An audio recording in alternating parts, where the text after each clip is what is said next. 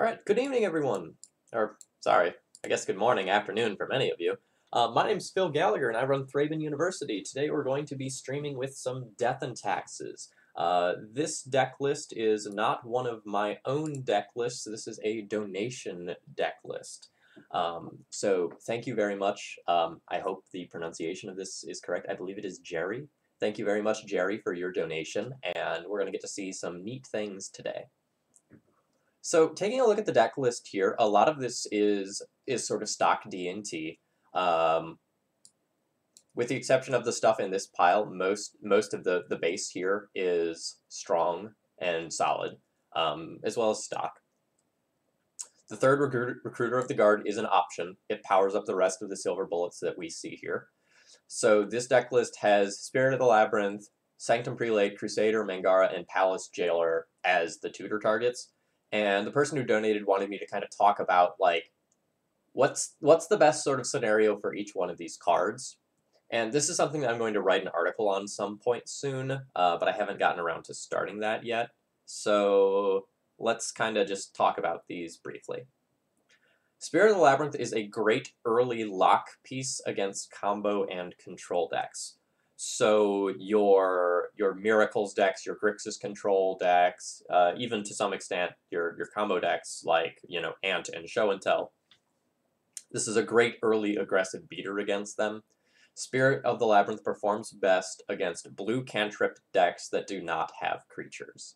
So against something like Show and Tell, this is a great hate card. Sanctum Prelate performs best against decks that require a specific number in order to win. And if you set it on that number, you just completely go and lock them out. Yes, and to everyone in the chat responding, you're like, hello, good morning, good evening, wherever you are, hello, and nice to have all of you here. So, Prelate, for example, against something like an Ant deck, in game 1, if you put this on 4, they've just completely lost. Otherwise, it often serves as a softer lock piece, and putting this on 1 often gives legacy decks a great deal of trouble. Yeah, so let's talk about that in a second. Alright, so Mirror Crusader is what I... oh no, I'm competing against a non-legacy GP when I'm streaming. Oh no. Mirror Crusader is, like, in many ways a hate bear for your black-green decks of the format. It's very, very powerful. I love it to pieces. It's also just very good at stabilizing or pushing through stalled boards. When your opponent's playing Gurmag Anglers, Death Shadows, Tarmogoyfs, that sort of stuff, you're super glad to have this. Palace Jailer is best against creature decks that cannot go wider than you. So when you're playing against something that just, like, relies on 1 or 2 creatures, Palace Jailer is nuts. But historically, I've lost a ton of games to my opponent just taking the Monarch title from me with something silly like a Baleful Strix or an end-of-turn Snapcaster Mage. So this is a high-risk, high-reward tutor target. And Mangaral is great. Mangaral is just absolutely stellar. It's a slow card. It's not good in some matchups. But when this card gets going and you have, like, a Violon 3 and Caracas, and it's just, like, repeatable Vindicate, or better than that, every turn, it gets silly. So this is a nice catch-all answer. It's sort of like main deckable removal that otherwise you would not, have access to. And hopefully it does some cool things today. The sideboard's pretty stock here. We're testing Walking Ballista in this build, which I think might be pretty good. And you can kind of see a Ratchet Bomb as well. In the current game, that might be very good at, like, say, taking out the Dread of Knights that I'm expecting to face. And there's some diversification of Graveyard Hate with Priest, Rest in Peace, Surgical, and Grafdigger's Cage. Yeah, so Ling, this is a donation deck list. This is not my personal deck list of the moment. This is one that someone donated me to play. I think the deck list is solid. We'll play with it, and we'll kind of see how things go, and then I'll make some suggestions at the end. Mangaral is back from exile. That's a good way to put it.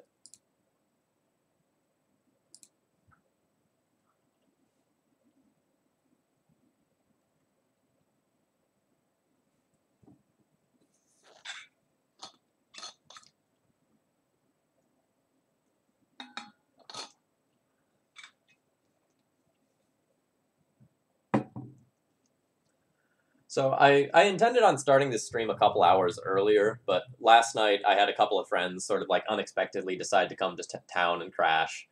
So I wanted to go out to breakfast with them while they were in town. So that's why I didn't start this about 2 hours earlier.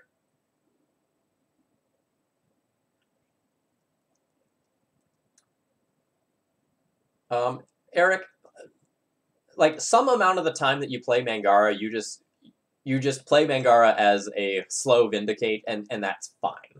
No, I'm playing with this Plains today because I always forget that like when I import deck lists, it defaults to this.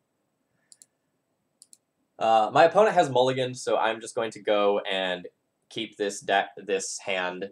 Like Athalia in an opening hand is pretty strong when you don't know what your opponent is playing.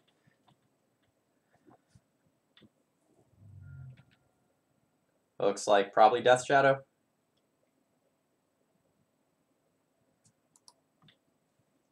And since my opponent has mulligan so heavily, I'm 100% just snapping off this Wasteland on the Underground Sea here, even though I really do want my mana with the hand that I have. I'm likely to draw more lands before they are.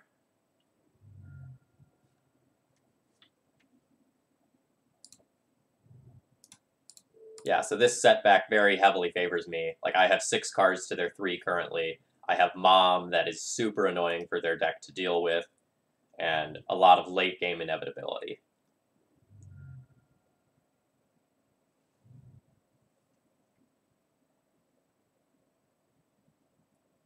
So XJ Cloud and Julian, if you end up watching these replays, thank you very much for your auto-hosting. I appreciate your support.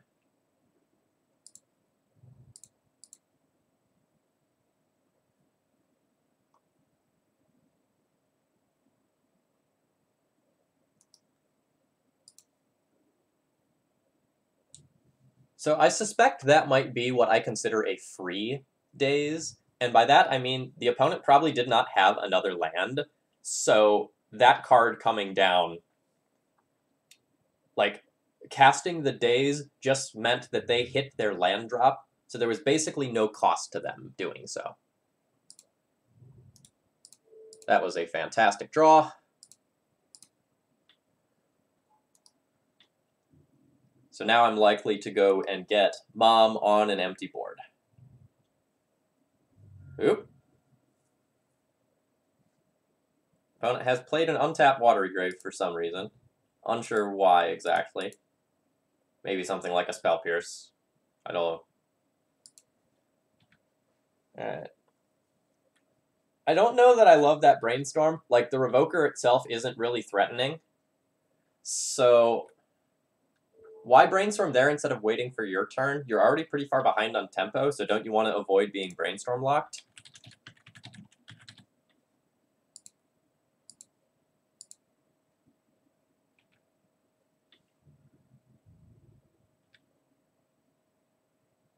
Compacted D, I think playing 2 Revokers right now is 100% reasonable.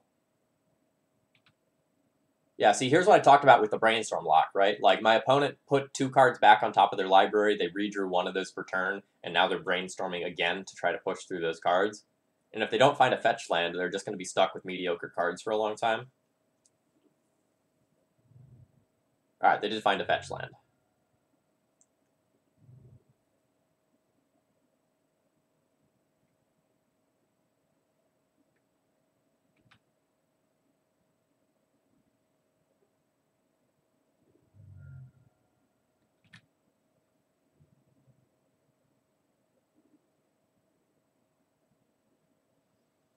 So I can opt to just 2-turn my opponent by attacking with Mother of Runes here. But I think there's very few scenarios where I lose if I just, like, hold the Mom back.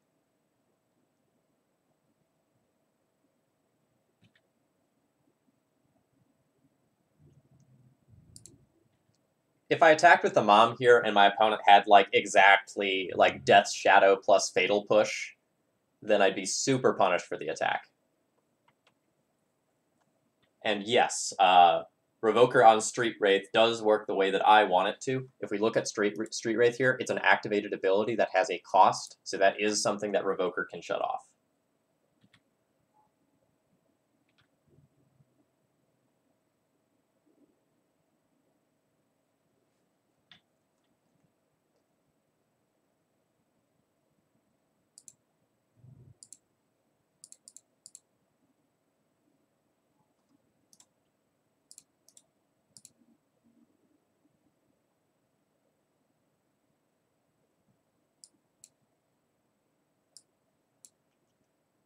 Okay, so there's a bunch of different ways that I can win the game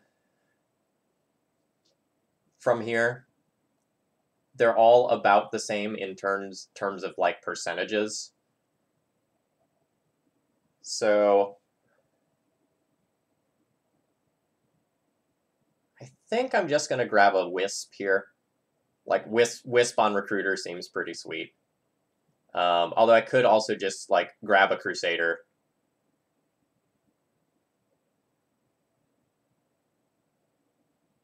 I think I like getting Wisp.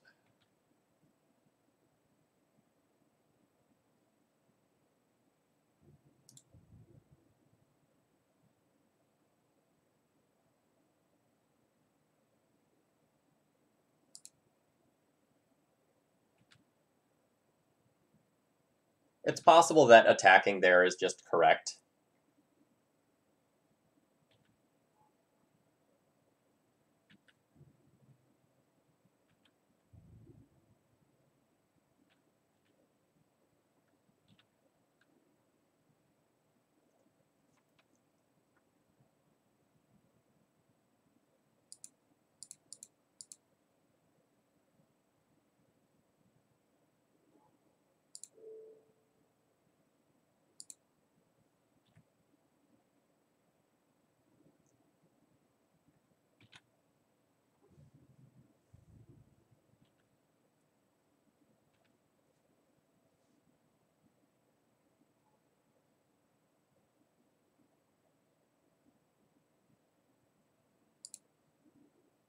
I'm glad you enjoyed the new article. I was very happy with how that one turned out. Alan Wu had a lot of very insightful things to say about the deck and the deck list.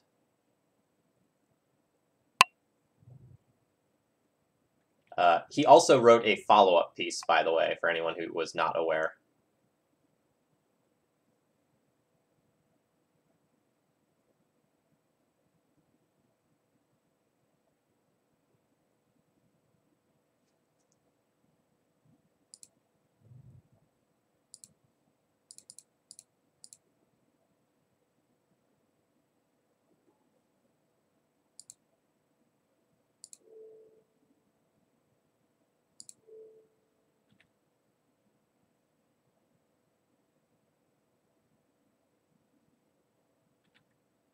Okay, so what if my opponent has a removal spell?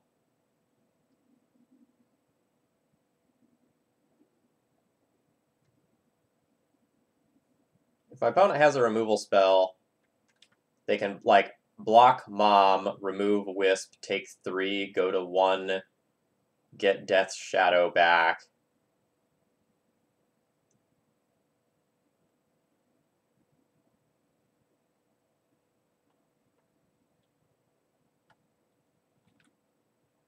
I think I just hold back Mom, because, like, Wisp and 2 attackers is lethal on its own.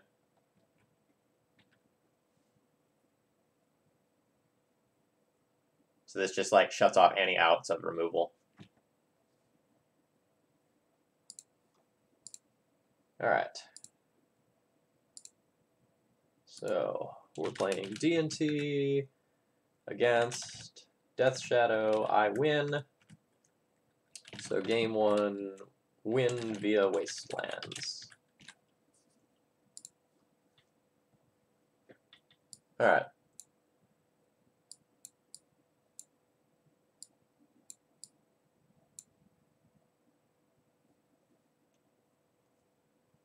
So I think I want answers to Dread of Nights, which probably also includes this.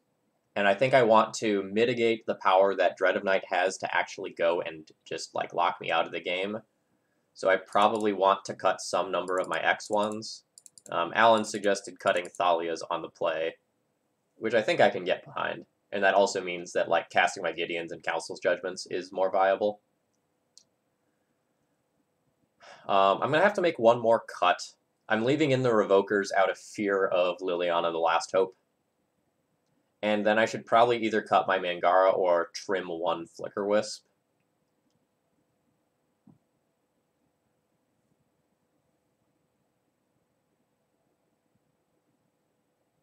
And I think I like trimming Flicker Wisp. Like, if Mangaral works, it's pretty insane in this matchup. And either way, I'm still leaving an X1 in the deck. Can't cut Mangara, dedicate yourself. So Ling, almost all of the cards in their deck cost 1 mana, right? So, like, I can hit Death Shadow, Delver, Dread of Night with this. I think that's pretty good. This is an awkward hand. I'm going to keep it, but being wasted off this Caracas could be devastating. If my opponent doesn't play a threat, I'm pretty likely to just, oh god, to just wasteland them.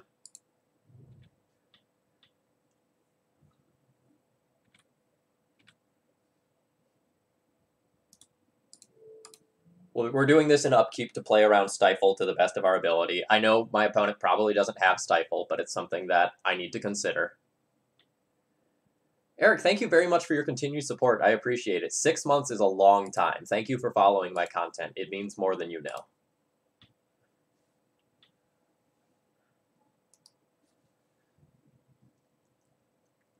So I need to start thinking about what is in my opponent's hand. They just, like, did not play a threat or a cantrip on turn 1. So I was about to say, that probably means they have something like Dread of Night.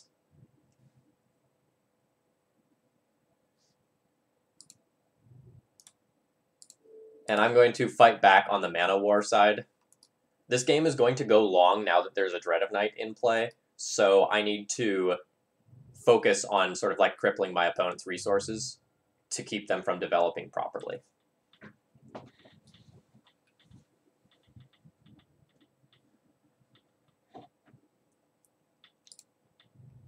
I have way more land than my opponent in their deck, so I'm much more likely to draw out of this land screw.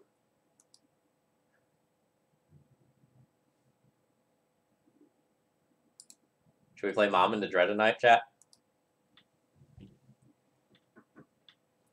No Doran plays. I still think Brightling's very good, but admittedly, it is not the best against a lot of the black decks that are running around right now.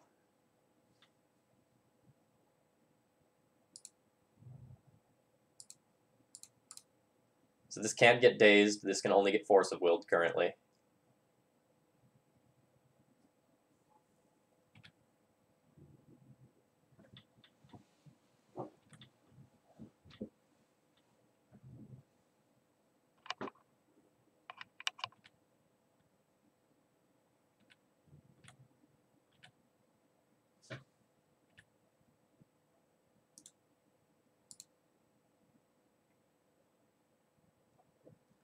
Yeah, so Brightling is going to perform the best against decks like Miracles, Red Prison, Rug Delver, things of that nature. And if you're expecting a bunch of like Grixis Control and Death Shadow, then Mirror Crusader is just going to get better. That was essentially my conclusion.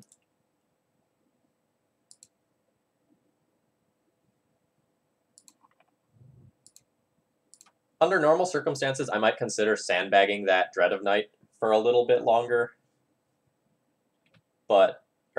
Sandbagging the Ratchet Bomb a little bit longer to like try to get multiple Dread of Nights or something like that. But since my opponent didn't have any lands at the time, just like getting on the board before they potentially have lands is pretty huge.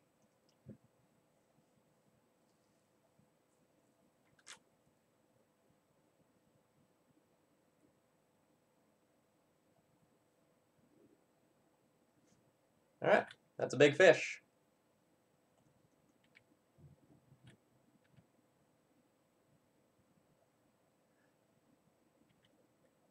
So I think I'm going to go ahead and be fine with casting a Source of Plowshares here into a Daze, so that if I draw a land, I can slam Sanctum Prelate on 1.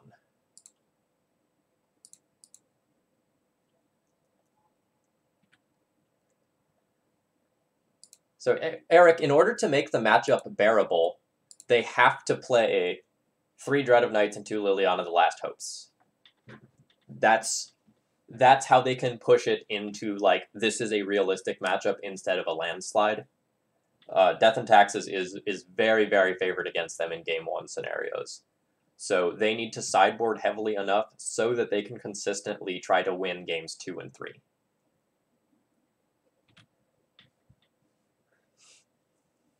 So the good news is that your Thoughtseize gets the Batterskull. The bad news is that Prelate is coming, and it's going to be a protected Prelate on 1 eventually.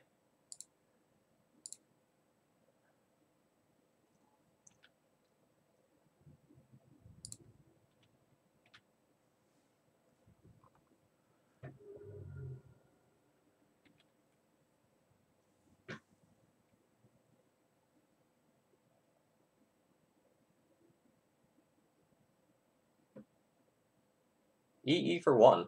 That's not bad, but you don't have the mana to activate that right now.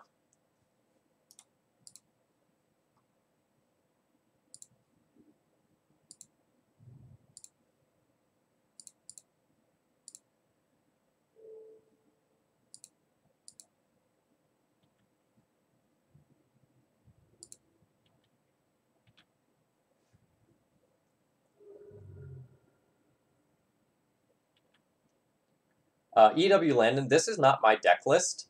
Normally, I would not play with Sanctum Prelate in this matchup, but given the way this deck list is built, it's sort of a necessity. I don't really have that many cards to bring in.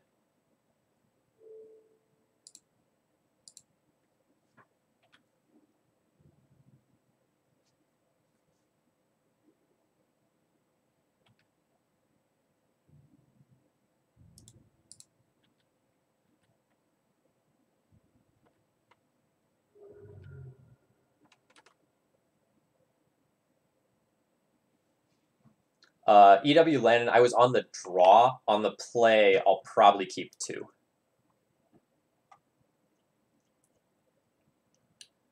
So I'm somewhat likely to just get Wastelanded on the following turn. So rather than play out my mom, it might just be better to Recruiter for a 2-drop that I can play. Like another Stoneforge Mystic to like get a piece of equipment active. Although if they just like flop a creature, it might be better to have Mom in play.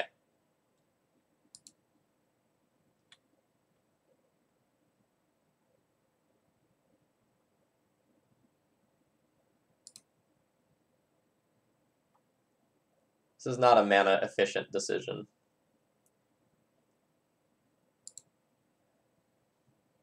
Yeah, so Eric, in case you're not aware, the deck list I'm playing against has very likely 3 Dread of Knights and 2 Lily Last Hopes. So I was trying to decrease the impact that Dread of Knights and Friends would have on me.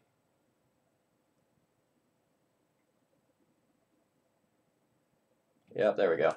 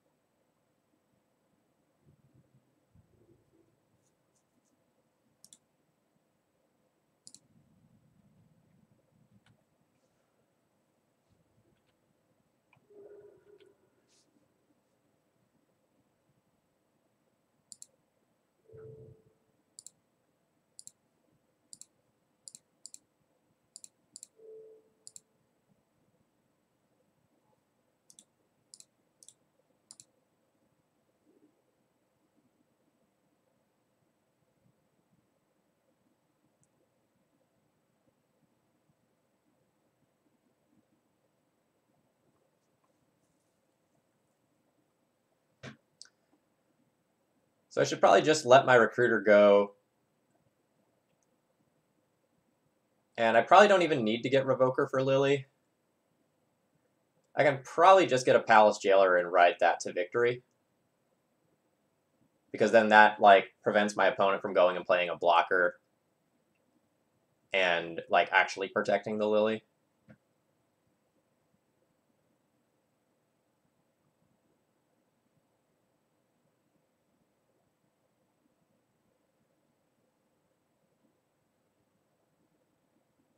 Alternatively, I could get, like, Flicker Wisp to ride the value train. I think I like Uncounterable Palace Jailer.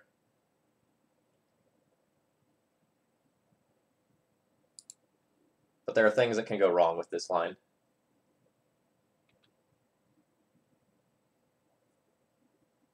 Ooh, I can get wastelanded. That was loose.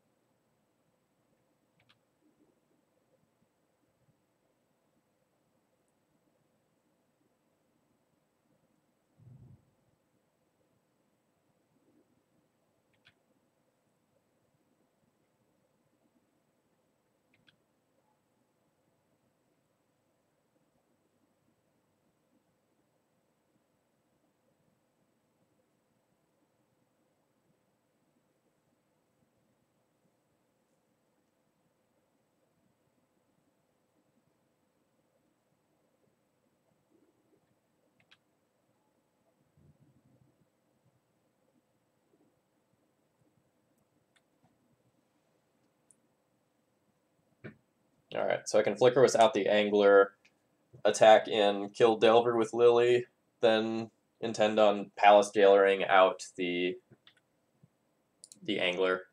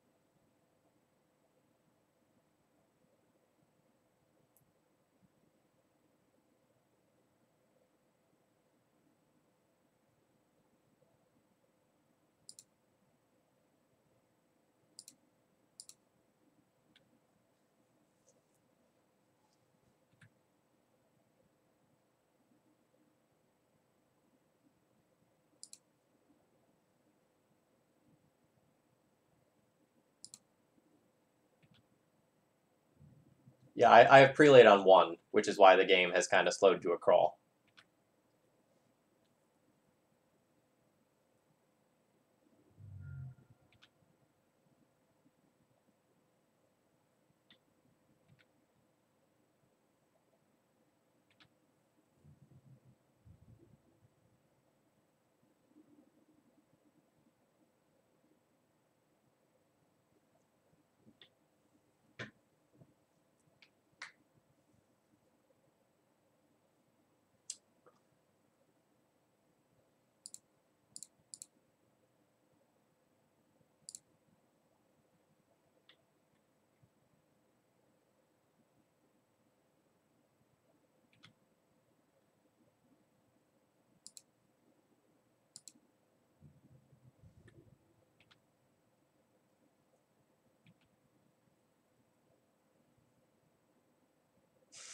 Recruiter for a land.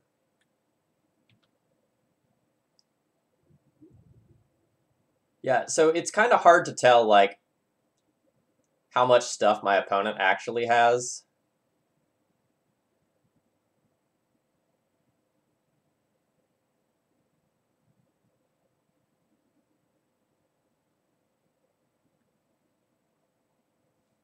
I wonder if my opponent has another Daze or Force because of the way they played out the last turn. It kind of seems like he must because he knows the Palace Jailer is coming, and that's just like game over.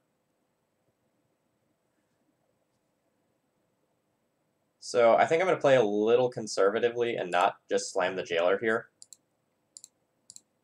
What I'm going to do instead is activate Stoneforge, put in this piece of equipment. I'm going to equip the Prelate with the equipment, and then if I just kind of want to protect this a little bit more. Like I don't have anything else I can do with my turn other than just slam the Jailer. So if my opponent had some silly shrinking effect, this would help to mitigate that.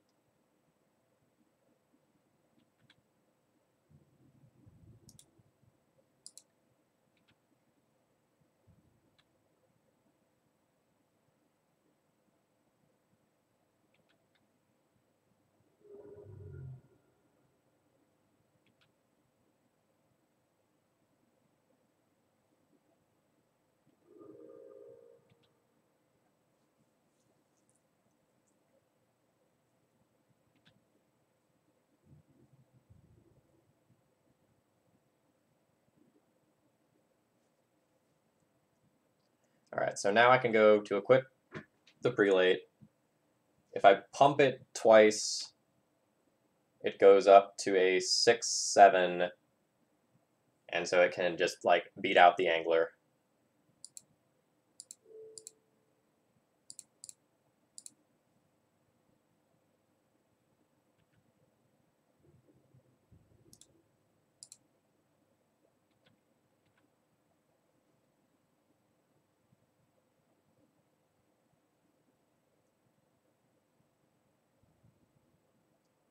All right, so that's no blocks.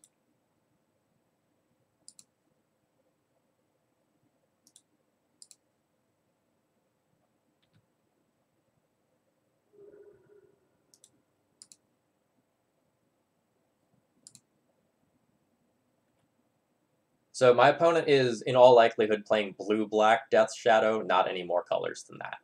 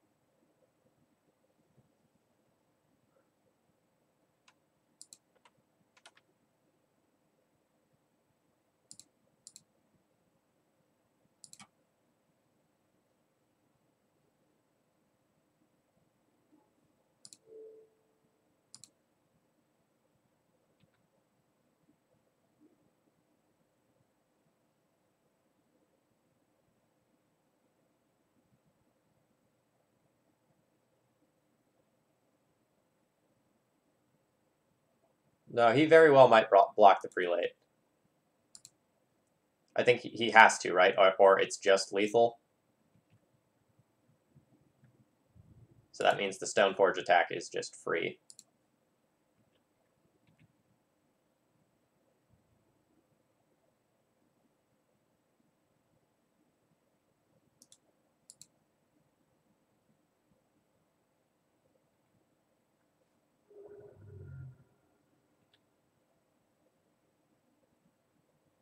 Based on my opponent not doing anything, I don't think that's actually true. It feels like I've kind of crippled their hand.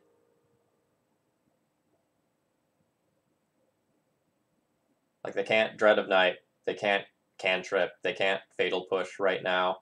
But, like, generically, to just make sure I'm understood, generically, I do think that Sanctum Prelate is not a good card in the matchup. Just with the deck list that I have currently, I think it is correct to play it. Alright, so game 2, win via Prelate on 1.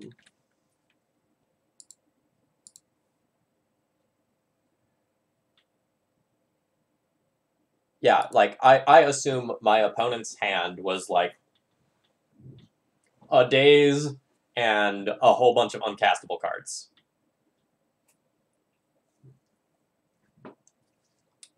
Yeah, so for anyone who joined a little bit late and you didn't see the donation deck list that I'm playing, here it is. If you'll notice, like, compared to the builds that I'm normally playing, this doesn't have the 2 copies of Path to Exile that I normally bring in. Instead, it has additional removal in the form of, like, Ballista and Ratchet Bomb. So because of that, I think it makes much more sense to, like, actually keep the Prelate in the matchup since you don't have those extra cards to bring in.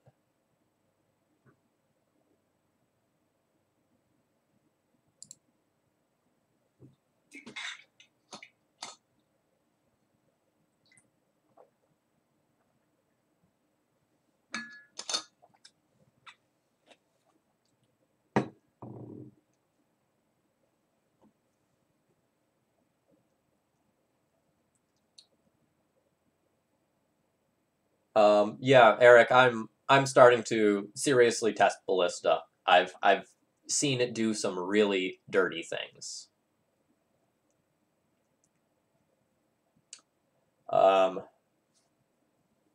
My win percentage with D&T right now is pretty great. How is my total win percentage still bad? Did I break my spreadsheet? I keep winning games, and it's still saying I'm at 68%. It feels like I should be more.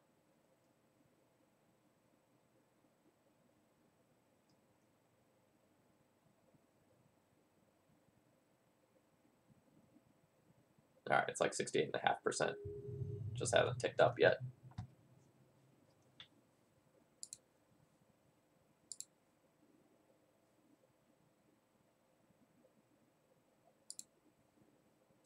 Oh god, yeah, Ballista is silly in the mirror. Playing against Henrique. His hand's pretty bad. Has two of these ugly lands. So obviously we're going to lead on the snow-covered plains first. Pretend like we have good art.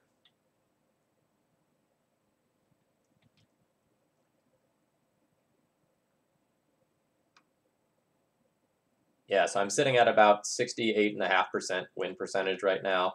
I've been fluctuating between about 67 and 70% since post bannings. I've ticked over 70 a couple of times, but that's when I was running hot.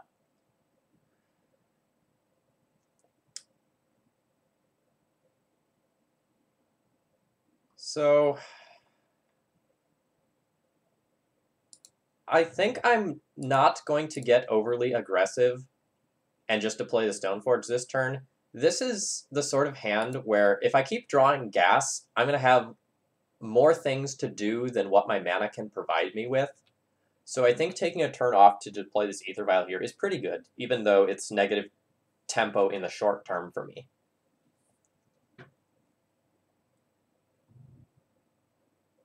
Okay.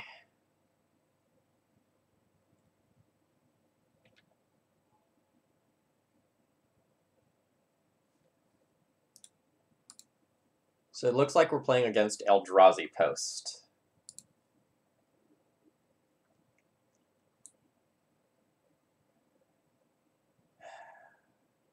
So I can Recruiter of the Guard for Revoker to revoke that Monolith next turn. I can prelate on like probably 7 at some point to stop all his dust, or maybe I'll put it on something else to stop Ugin instead. Yeah, it's non creatures. You can't actually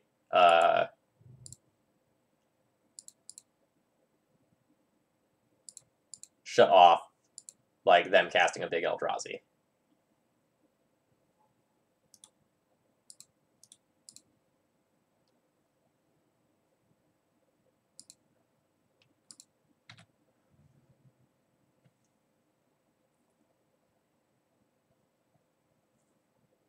Yeah, it's really going to depend where my board is at a couple of turns from now. What they get to do this turn matters a lot, and is going to like dictate the pace of play of the rest of this game. All right, so they're gonna get to Thought Knot. I guess they'll probably take my Revoker.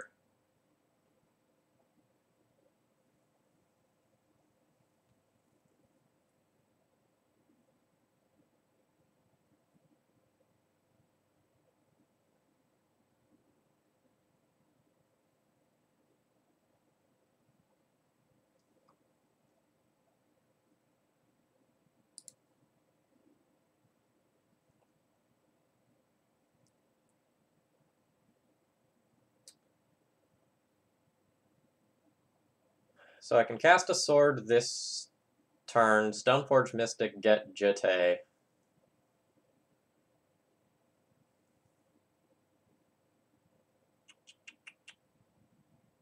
Or I can just like cast a Vial, Stoneforge, get Jete, play Jete,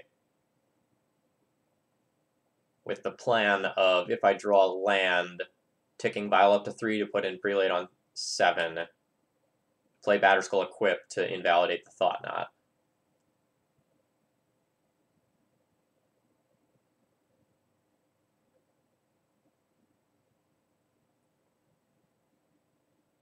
I don't hate that. It'll give my opponent sort of a one-turn window to always dust me,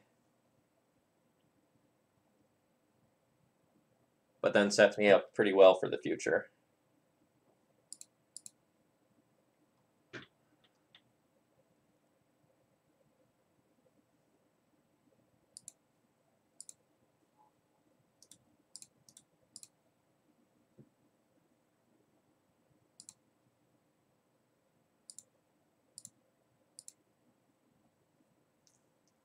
The nice thing is that, like, if my opponent does always dust me this turn, I'm still going to have 3 colorless cards in play.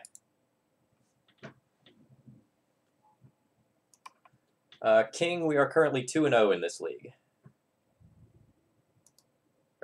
Sorry, I am currently in the second match. I 2-0'd my first match. That's what I meant to say. We just beat Blue-Black Shadow.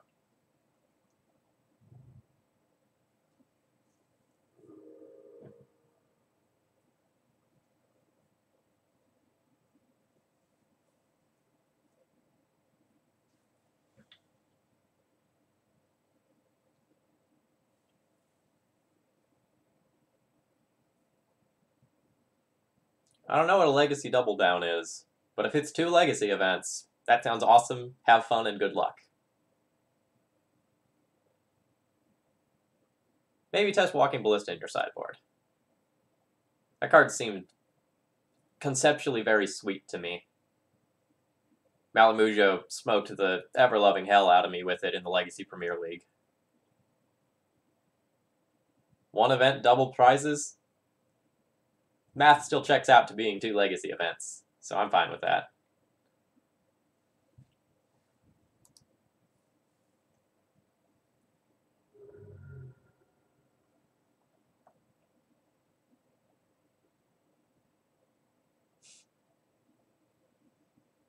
Double prizes and half the prize wall. That sounds like daggers.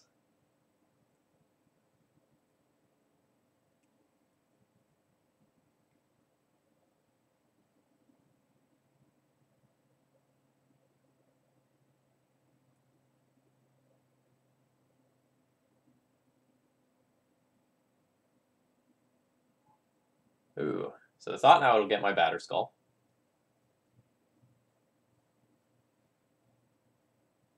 King, if you have generic questions, feel free to throw them in the chat, and either I or people in the chat will be happy to discuss it with you. I'm trying to roll through this league somewhat quickly, so I don't want to take time today to go and just specifically spend 5 minutes talking about sideboarding. I've got EVs to catch this afternoon, so, you know, that matters. For anyone not aware, today is Pokemon Go Community Day, so shiny Eevees are going to be running about, and I need to get me some shiny Eeveelutions. I'm wearing my Eevee shirt and everything.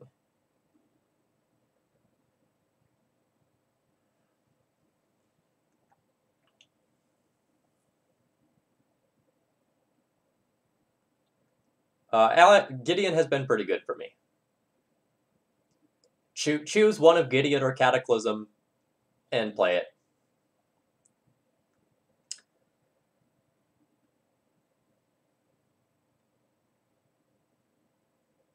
So I'm going to get 1 chance to use 4 mana in a turn.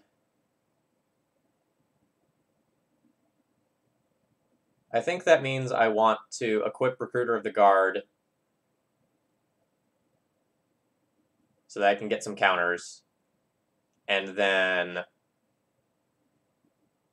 play Sword of Fire and Ice via the Stoneforge Mystic activation.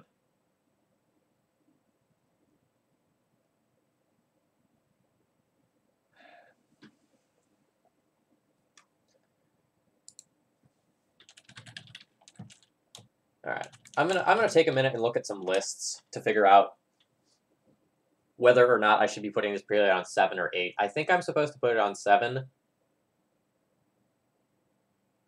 I kind of want to look.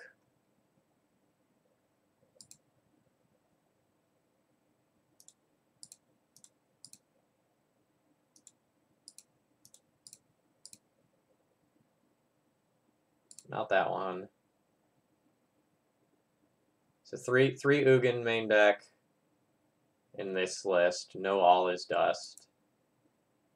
4 Ugin main deck. This one, no All Is Dust. 2 Ugin in this one, no All Is Dust. Okay, so I guess I should be putting it on 8 for Ugin. 2 copies of both. Yeah, maybe.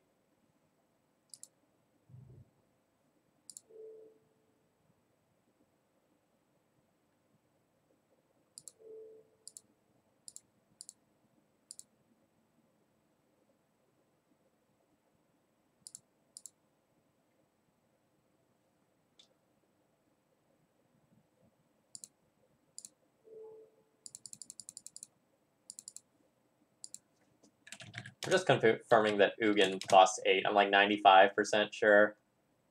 But it matters a lot. Yeah, 8. Okay.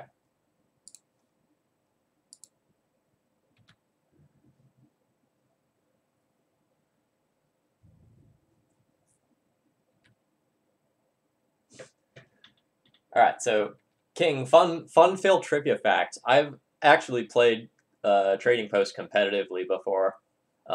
Back when that card was standard legal, was the narrow window where I actually played standard.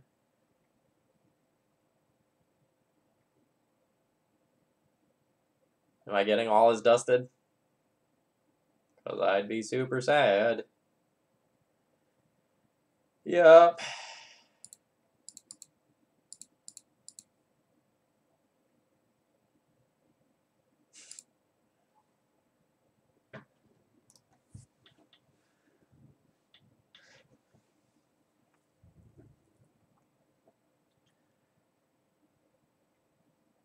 Like, assuming I draw another creature exactly this turn, I'm actually not in that bad of shape.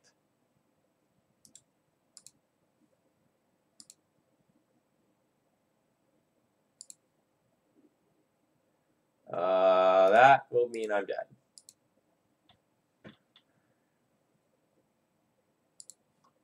Alright, we guessed wrong. Data suggested putting it on 8 was correct.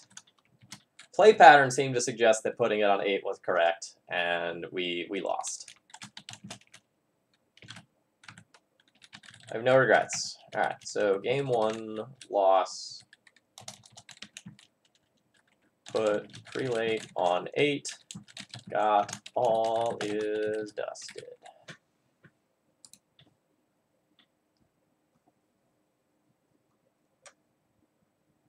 Okay.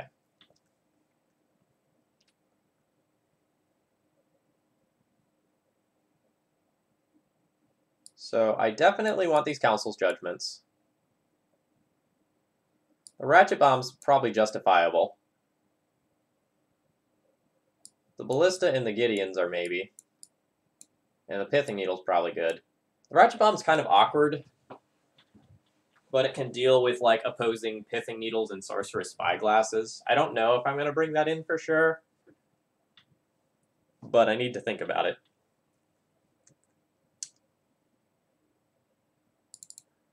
Alright, so I don't want to play this Spirit.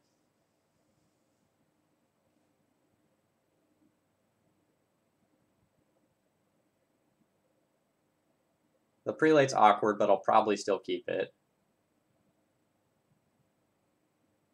Crusader's not the best, even though it can trade with Thought-Knot Seer. It's just not stellar.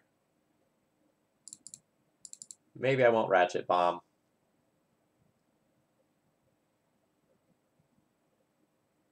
Mother of Runes is the last thing that obviously goes.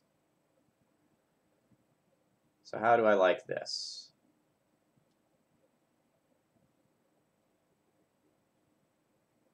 I think that Ratchet Bomb is probably going to be too slow and awkward. This cuts my creature count a little bit lower than I want it to be. So maybe I shouldn't play both Gideons. Maybe I should just, like, keep a Crusader to keep some degree of aggression earlier on.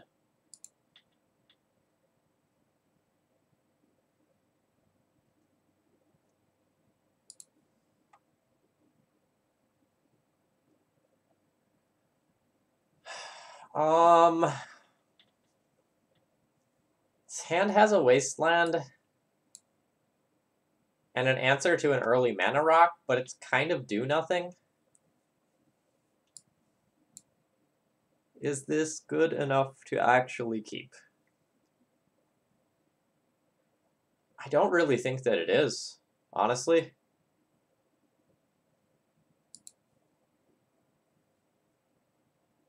Well, this is an awkward hand, but it can be objectively powerful. And I will take that land.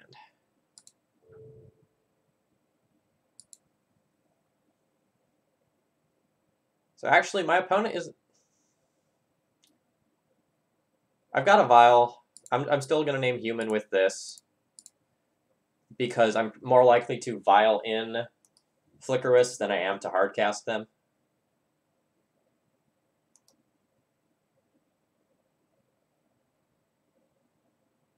And this is more likely to let me cast multiple spells in a turn. Or cast my Moms through that. Oh wait, the Moms are in the sideboard. That doesn't matter.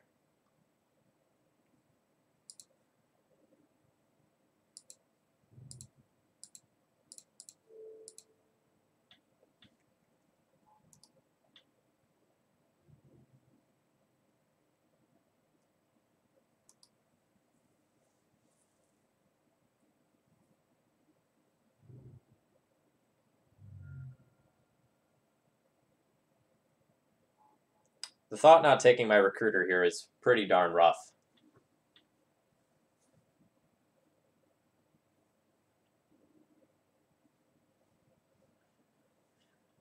Now out of gas.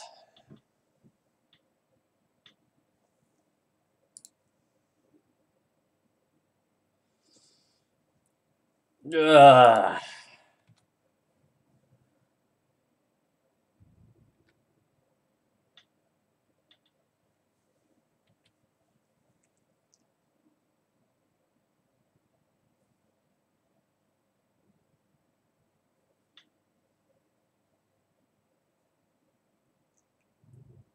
The good news is that I can fog this Thought-Knots here, like, literally forever.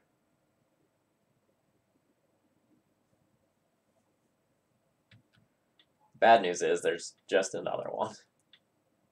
And now my opponent knows I just have a bunch of Thalias.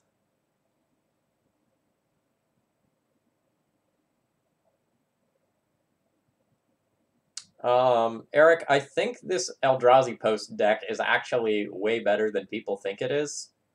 I don't think that this is something that a lot of pros would have tested, but like I'm seeing this deck everywhere on Magic Online. I don't know why that is, but like I'm terrified to play against this deck. It seems really good against like what I've been doing. All right, so my opponent either doesn't know how this works or is just making me do it. So you activate Aether Vial. You hold priority. You bounce Thalia with Caracas.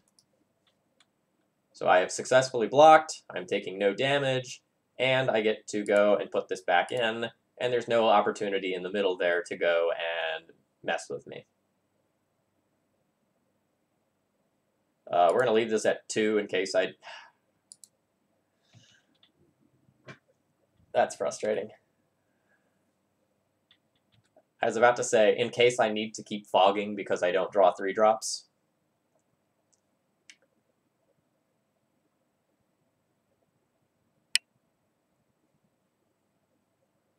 This hand is indeed legendary.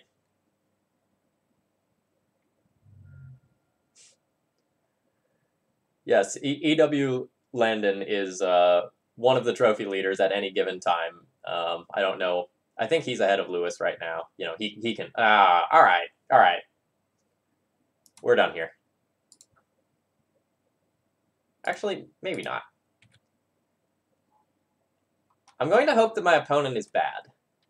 If my opponent is bad and just, like, blows all their ballista counters before I go and untap, maybe I get there.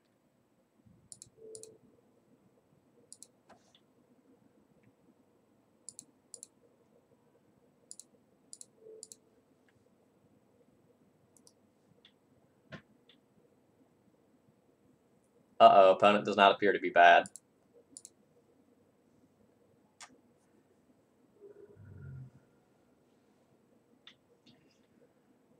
Alright.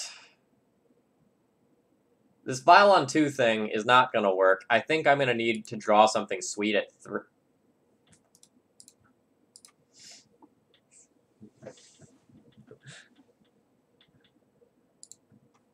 Moving on.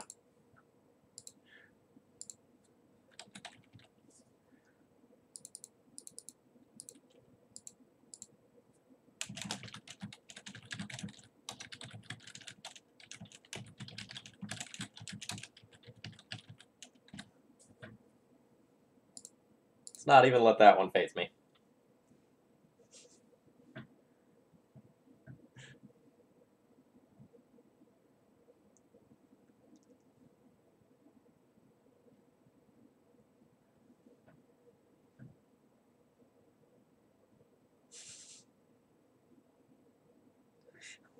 We didn't put 4 in the deck to not draw them.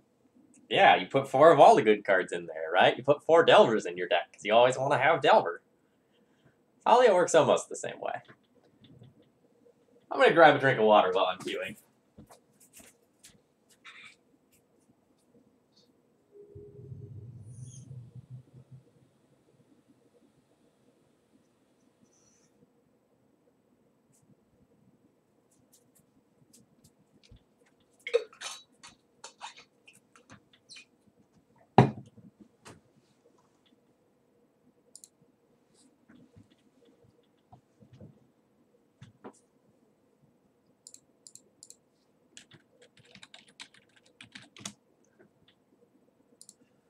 Alright. My hand is going to be pretty good if Mana Denial is a good strategy. If Mana Denial is not a good strategy, this hand is not great. Please don't lead on Vile. Please don't lead on Vile.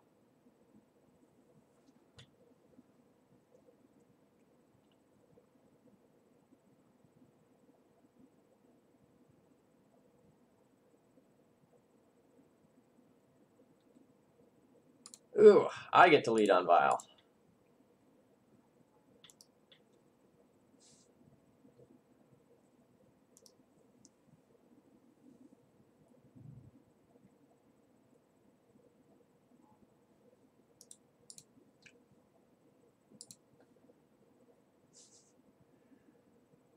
So kids, if you've ever wondered, is Thalia good in the mirror? The answer is no. No, it is not. I'm going to play this one nice and patiently. I could just like bounce the Thalia to time walk my opponent, but I just want to port them in case they don't have more lands and let my Vile take this game over.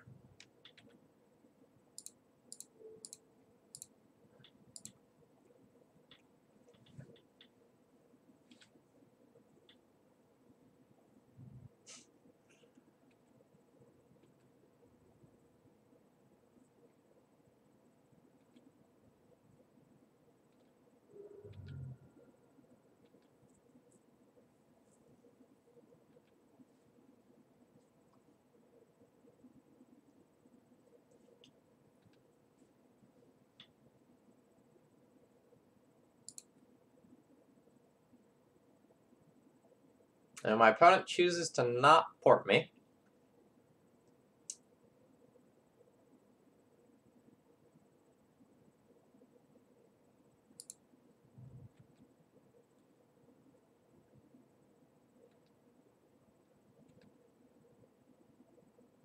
And not port me again at end step. Okay. Well, since I don't know how Rashad and Port works, I'm just going to tap down the plains.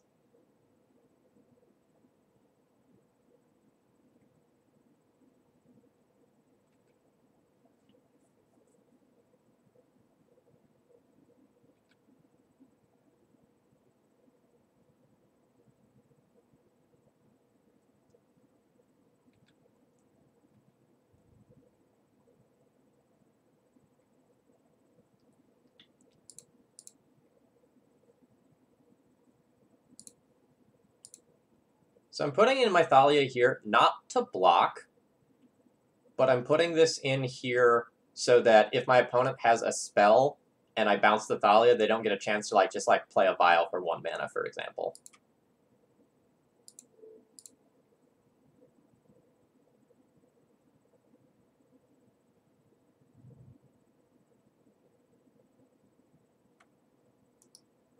Please wasteland me when you're behind on mana.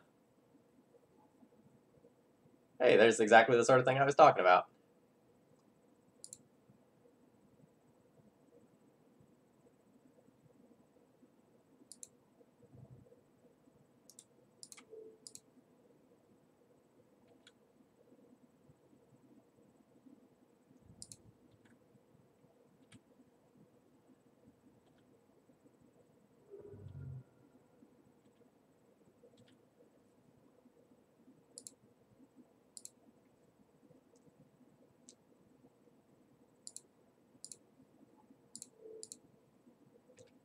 So we're gonna flicker out my opponent's Vial. I'm gonna tap down their planes.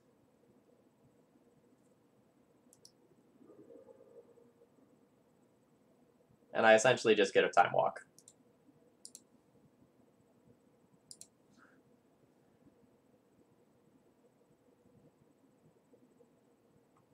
I do need to start drawing some gas off the top here. I have my opponent constrained on resources, but that is not going to last. I would love a Recruiter, a Stoneforge, even a Flicker Wisp is fine. Basic Plains is not what I'm looking for here.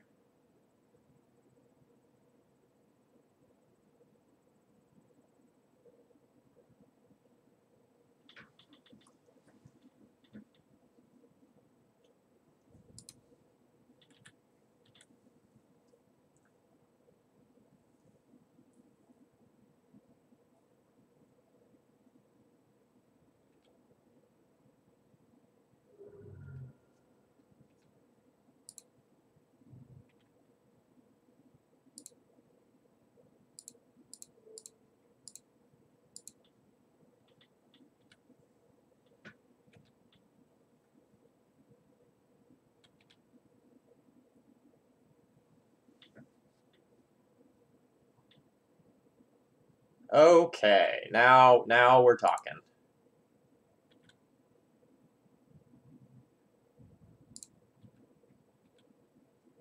Hyrulean Justice, it is posted below the stream. This is a donation deck list, so this is not one that I specifically made myself. It is one a viewer submitted for me to play.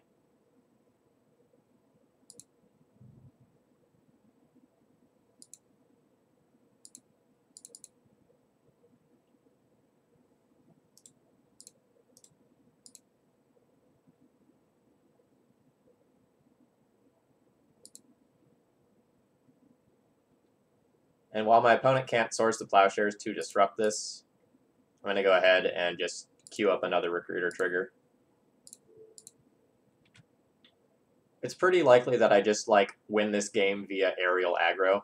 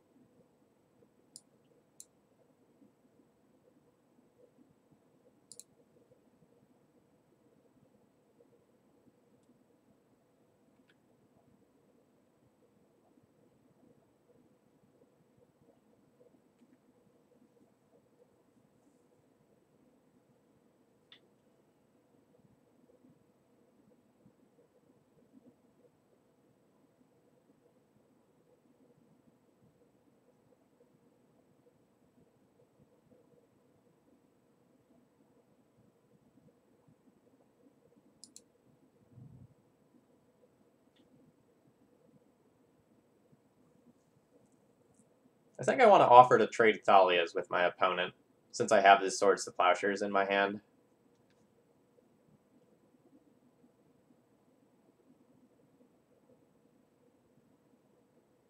because I'd love to be able to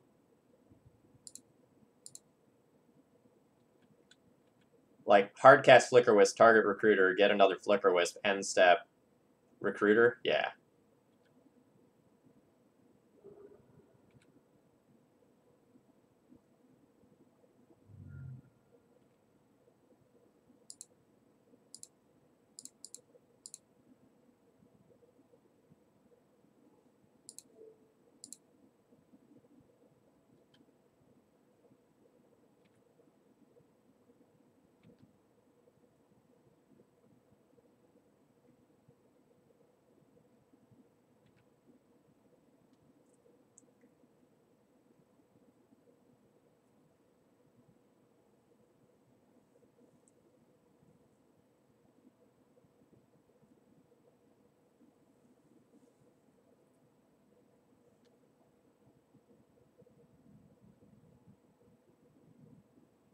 Oh boy, you've got another Thalia.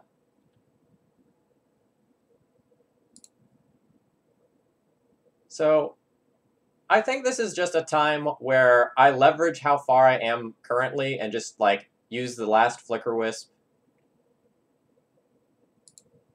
to just blink that Vial.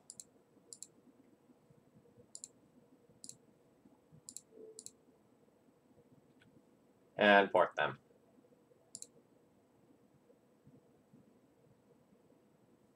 And there's the concession. All right, so we're playing the mirror, and we win game one. So game one, win via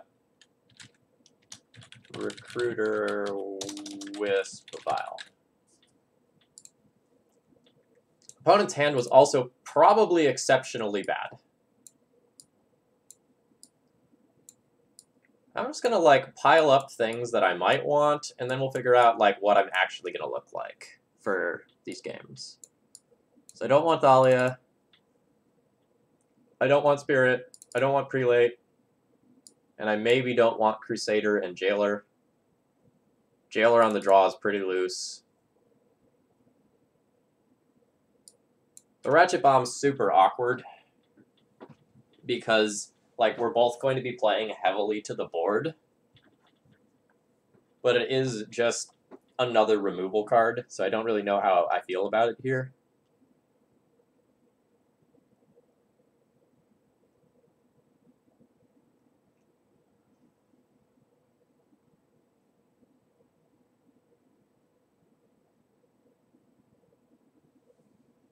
I'm leaning towards not playing it because in my current configuration as I have this now, I only do have 20 creatures.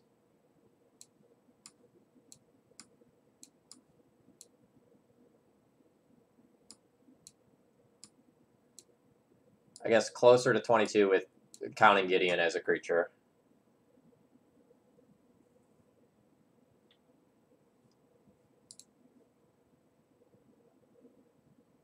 Oh yeah, Storm Count. I'm very excited about those Eevee. I'm 100% going out in a bit. I don't know how much I have to stand up to get that on camera exactly, but I love this shirt.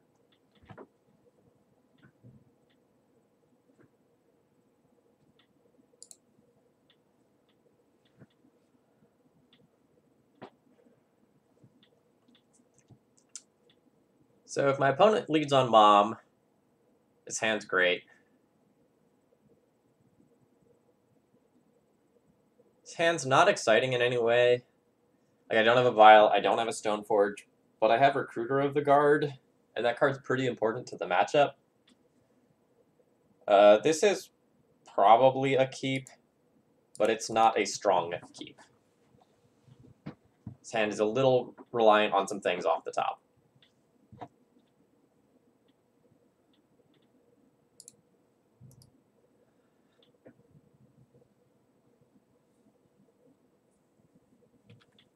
So my opponent's going to get pretty far ahead in the Mana War. Extremely far ahead in the Mana War.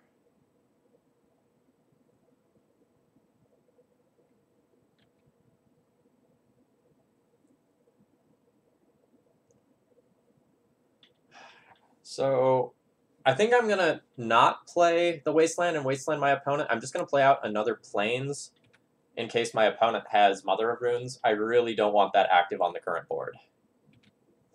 And if my opponent continues to port me rather than deploy extra threats to leverage their tempo, that's probably favorable for me.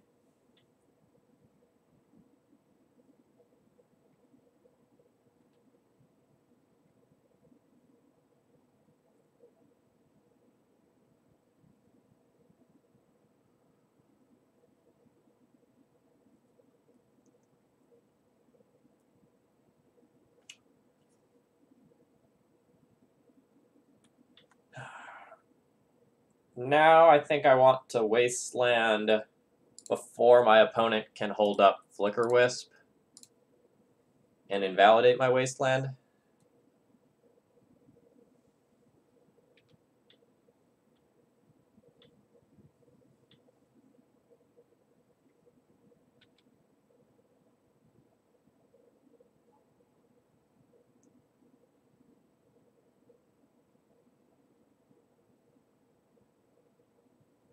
And again, to play around Flicker Wisp, I'm just going to nug this here. Like, nugging this isn't overly powerful.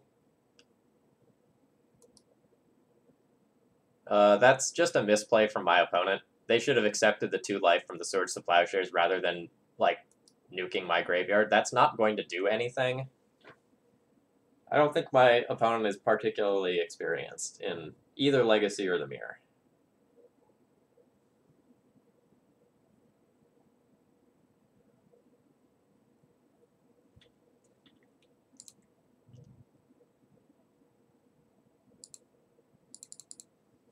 So my opponent's going to get temporarily ahead with this Jitte.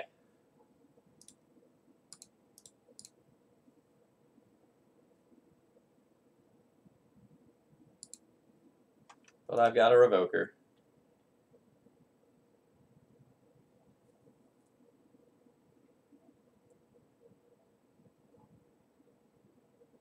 Please flicker my Recruiter.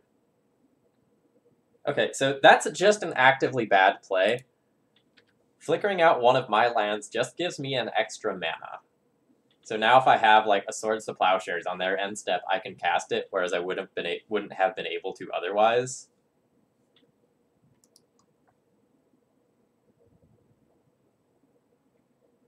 I don't know that I agree. My opponent might need my charity.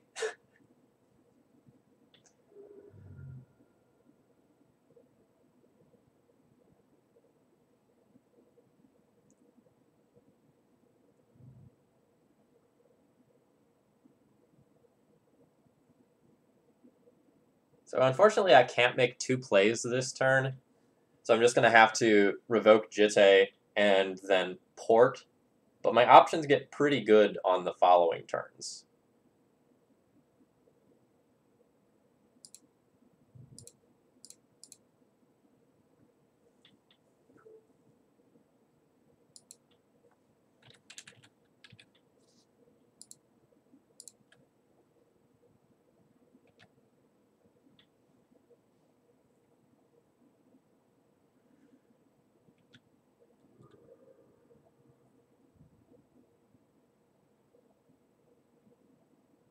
Hard call.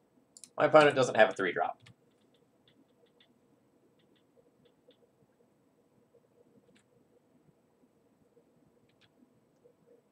And I think my opponent should have taken 1 there rather than using a Jitte counter.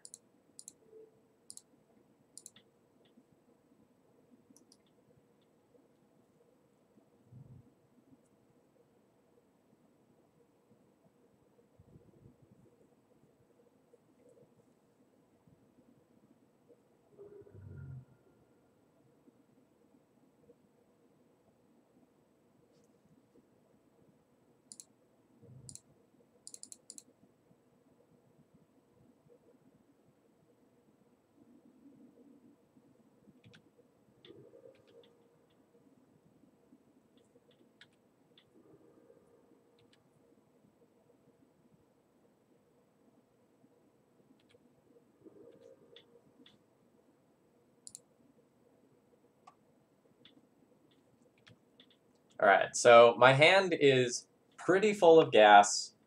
My opponent is running on fumes over there. They're really going to need to like top deck a recruiter. Top decking a recruiter would like let them go ham. But without like a recruiter or another piece of equipment or more pressure, this game's probably going to slip away.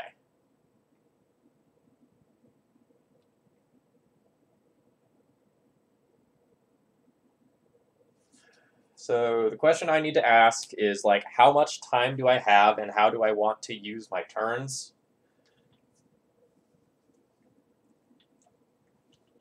I think currently I just want to stabilize the board. So I think I'm going to Flicker Wisp and reset their Vial to mitigate some of the power of a top deck recruiter. And then like try to trade Flicker Wisp with them and then just drop some of this stuff onto an empty board. I'm afraid that if I just like recruiter and like try to do something with my mana that way, that I'm going to fall too far behind on tempo and that I might just get clocked out before like my superior hand can help me win this game.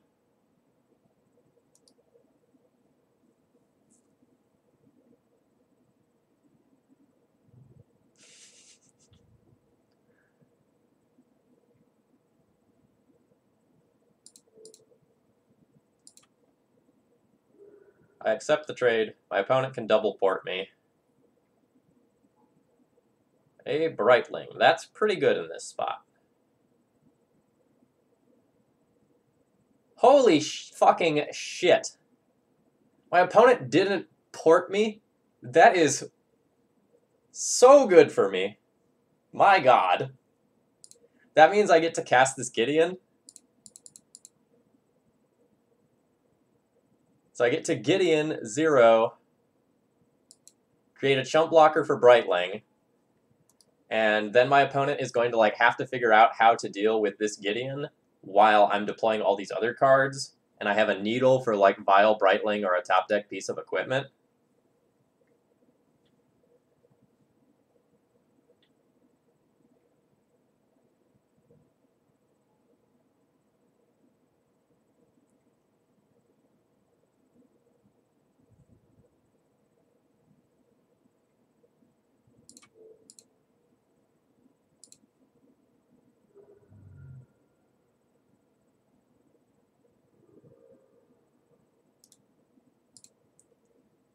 Alright, the Jailer is in the sideboard.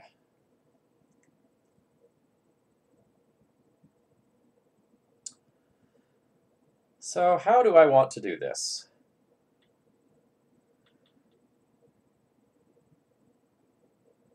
I can just like jam my Batter Skull here.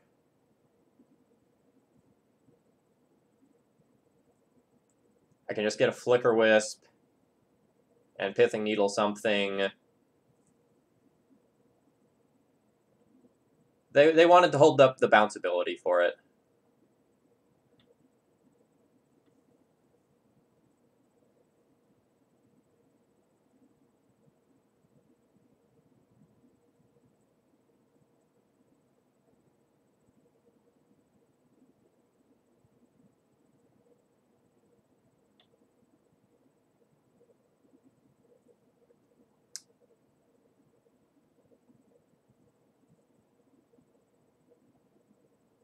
Sorry, this is a very complicated turn. I'm in like a super good position to win this game, and I just have to like figure out like how do I lose. So like this is obviously happening, so I can do that.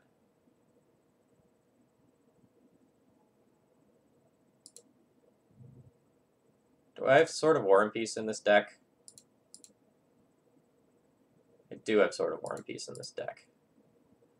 So I could go Recruiter, get Stoneforge Mystic, Stoneforge, get Sword of War and Peace, and then just invalidate the Brightling the rest of the game in that way. And that would also allow me to cheat the mana on the Batter Skull.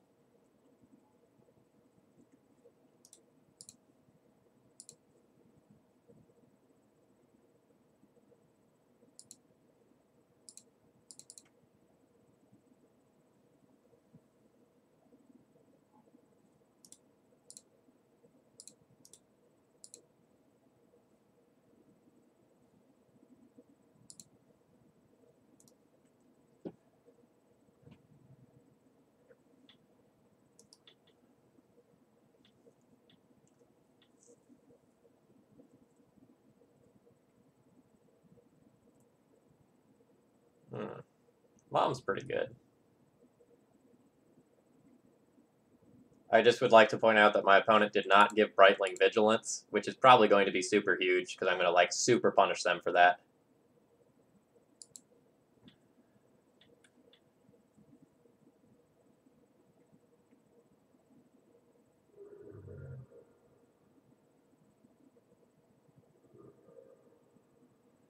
Wow, just no respect for the Rashadan port, huh?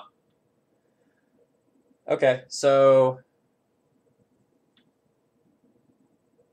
I should probably Pithing Needle Brightling.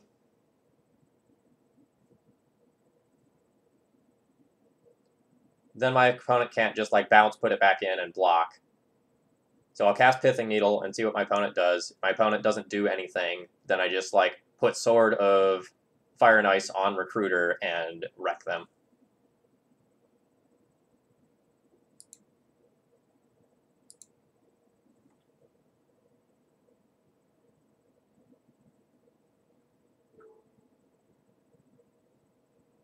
Yeah, so I'm going to make them chump block with their mom this turn now.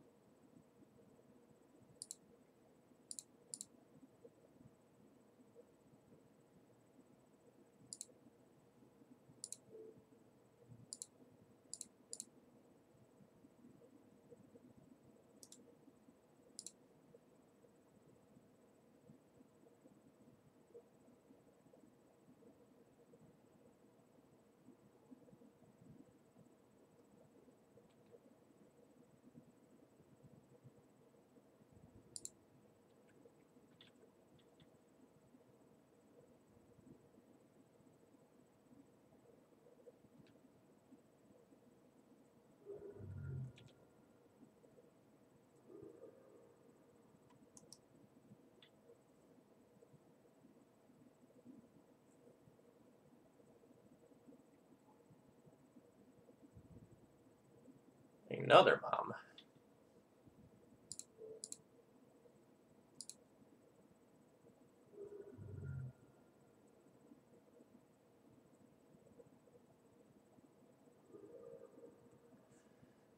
Man, life's so easy.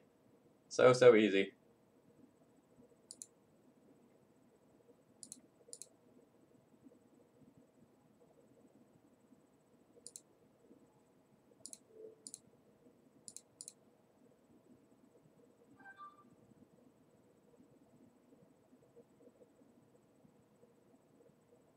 In case my opponent gets bored and decides to port me mid-combat, I'm going to play out this mom.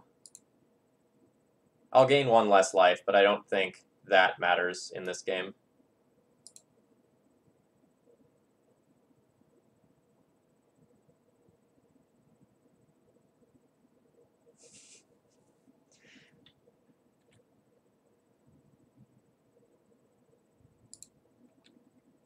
So, this is the last time I'm going to rip on my opponent, but I think this is why people came to the conclusion that Brightling is bad. Rather than, like, playing optimally with the card, I think a lot of people are just, like, fumbling over it since it has so many modes and is so difficult to play with that this sort of thing happens. Where if my opponent had played a little bit better with the Brightling, or a little bit better at other decision points in this game, my life would have been hard.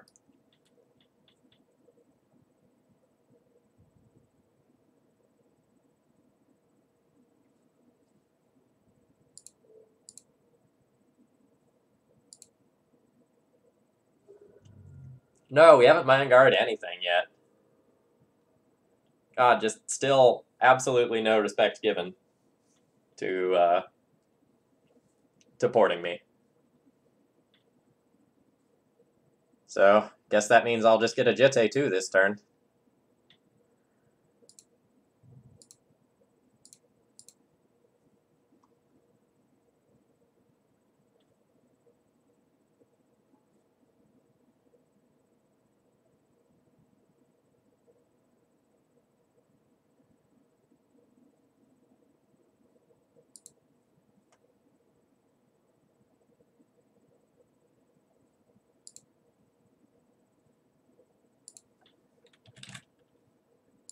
All right.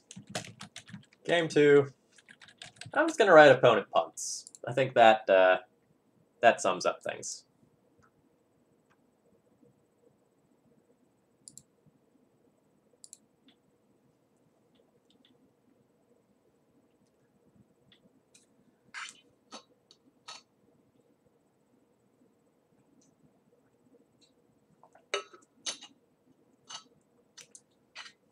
If my opponent would have like messaged me at all during the game and like said, "Wow, I fucked that up," or anything like that, then I would have messaged them. But a lot of times, if I don't hear anything from my opponent, then I don't start by engaging with conversation. Just because like it's time consuming when I'm also streaming.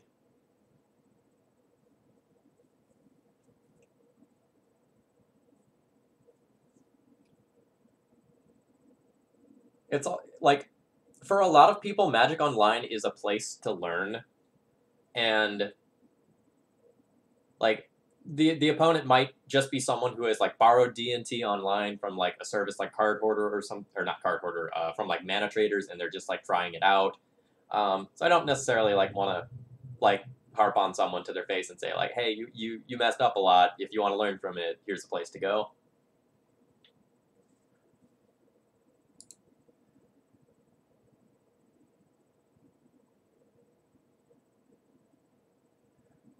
All right, this one's gonna be hard.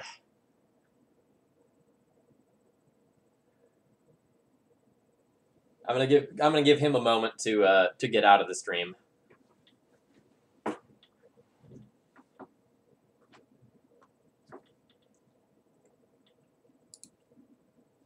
I'm gonna keep this hand. I'll get super wrecked by a Chalice on turn 1. Okay with the Teague lead there.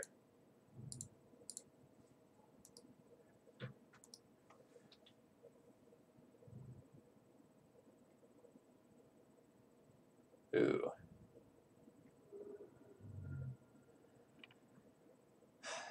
So I have a lot of options. I can just like bounce this Teague back to the hand. I can revoke the Mox Diamond. I can play double Mom.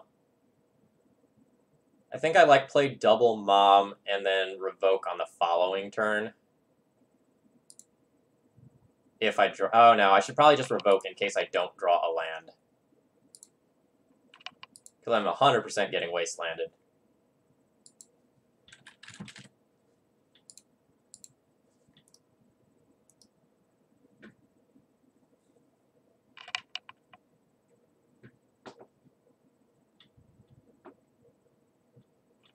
I do not accept the trade.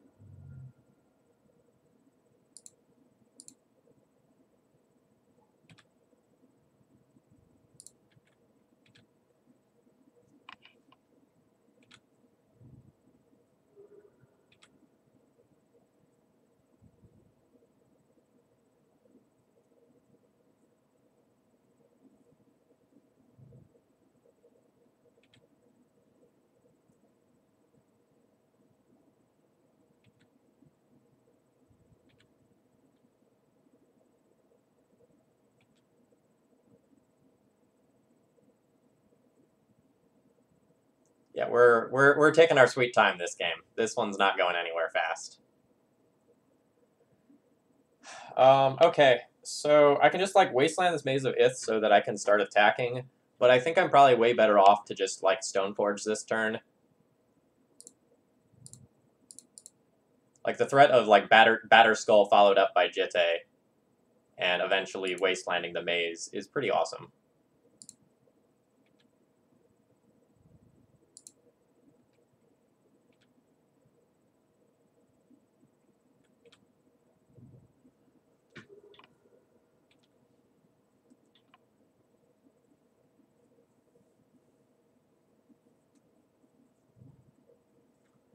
Alright, Cabal Pit doesn't do anything yet, but it will.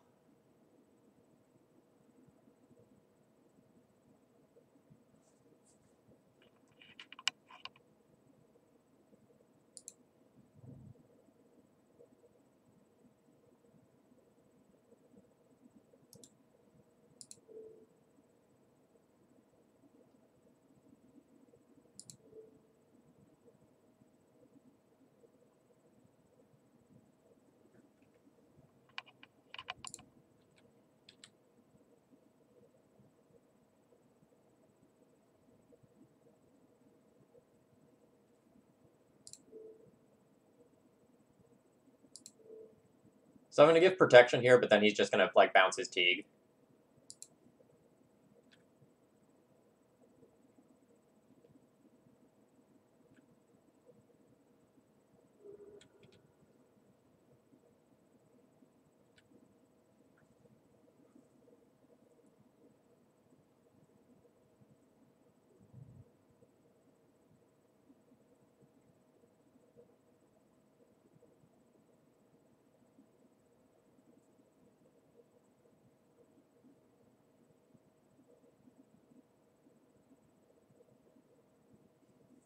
Yeah, the pit doesn't do anything yet, both because they don't have the black source and because they don't have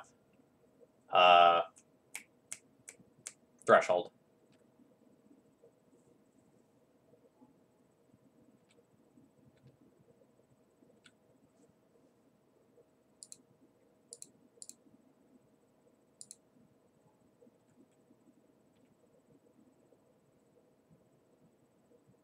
That's a stellar draw. What do I want to do with this? I can just probably like Swords the Knight, bash in for infinite damage, and then deploy Jitte. And that's probably pretty great.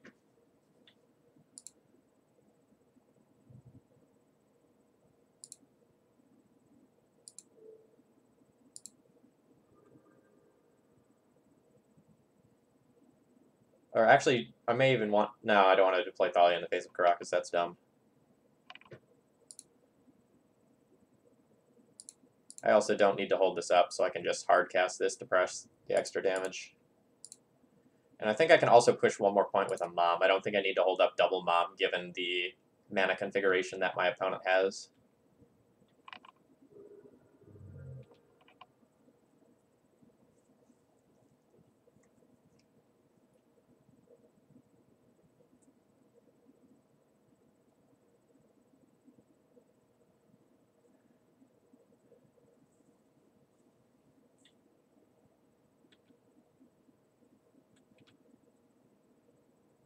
Alright, so it seems kind of like opponent has Abrupt Decay.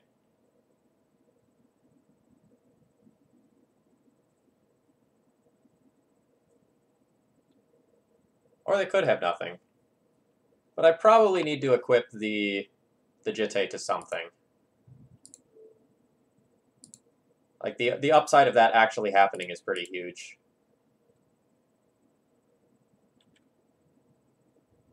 And now I will hold back both Moms.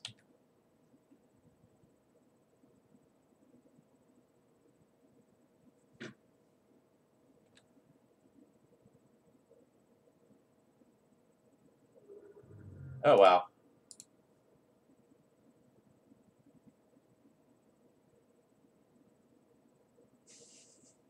Stellar. Stellar play. Remove it in response to the trigger, rather than before. I like it. Well played. So it's 1, 2, 3, 4, 5, 6, 7. That is threshold for Cabal Pit, but I probably just have too much on board at that point. Alright.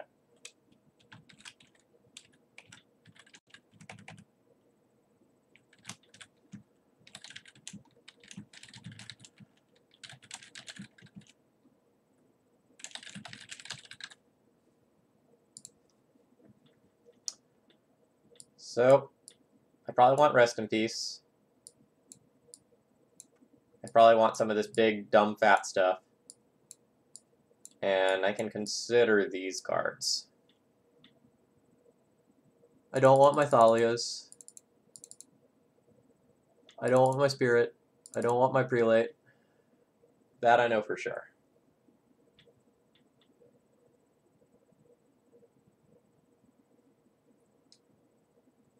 Ratchet Bomb is nice because, like, at 2 mana, it can sweep, like, Chalices and Mox Diamonds off the board, and that matters quite a bit, while also being flexible enough to, like, get rid of other things.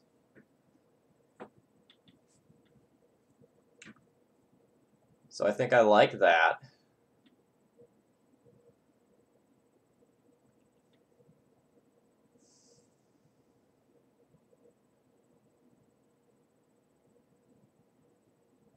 Actually, like, looking at this deck list, there is a world where I might just want to keep this. If I'm going to, like, go gung-ho towards some of this mid-rangey stuff, then I might be trying to, like, lock my opponent out of the game and then win. So maybe I keep that. Maybe I trim a piece of equipment.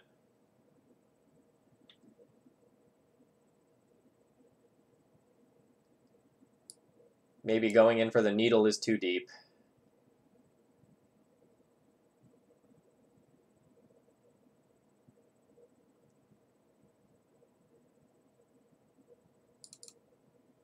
Maybe I trim a couple of these. That's still just, like, so many cards I'm bringing in. Like, I theoretically like Gideon just as an infinite chain of blockers. But maybe that's too slow on the draw.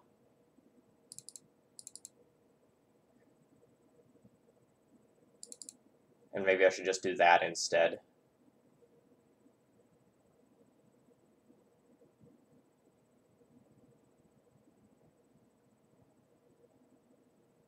I'm not sure whether or not I should actually play this Ballista, but I want to try it out. Same goes to the Ratchet Bomb.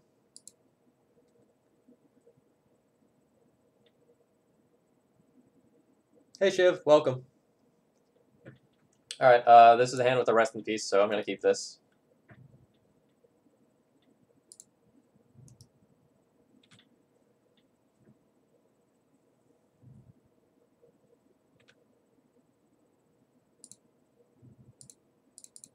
I'm just going to slam this. Like, there's some possibility that it gets, like, Golgari Charmed or Rex Saged or something like that, but I don't really want to play Revoker on an empty board before I know what I want to revoke, and I don't just want to, like, pass with Swords to Plowshares up again.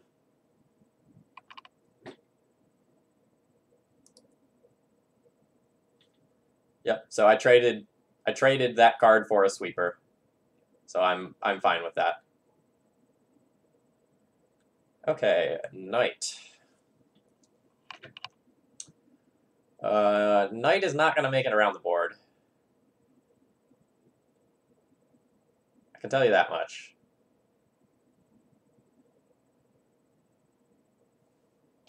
So I've got a few different ways I can play this turn.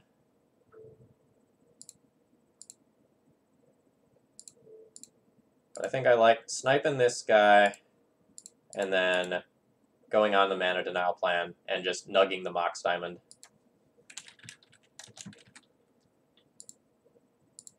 Just, like, decrease the chance that my opponent can just go and play something big and dumb like a Ajani Vengeance or something like that.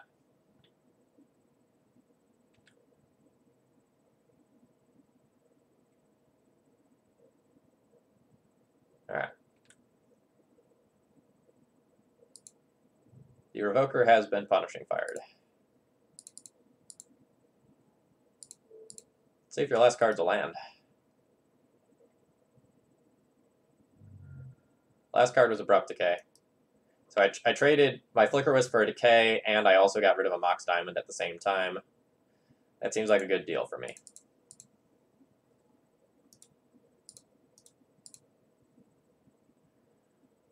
So, right now, what am I the most scared of? Probably my opponent drawing life from the Loam. So I'm going to get the Prelate. I need to dodge a really good draw like a Planeswalker this turn.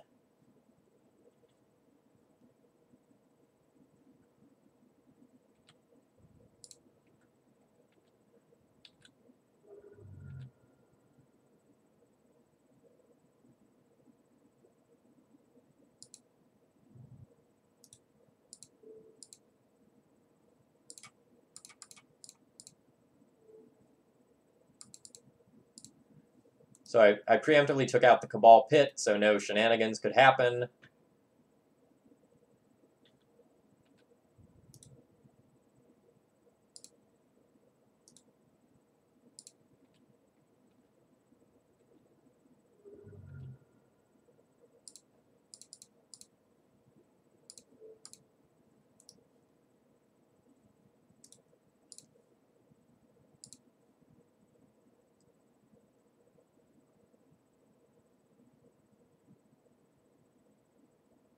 If my opponent draws a Planeswalker, I'd love to have a Revoker. Like, as the board stands, I already have my opponent on a pretty swift clock.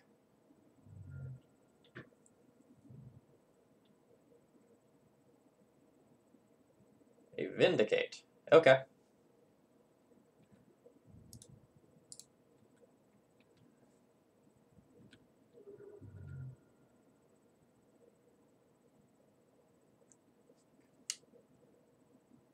Yeah, if my opponent doesn't have Grove of the Burn Willows, just playing out the Crusader is one of my better plays. It's a little punishing if he does have the Grove.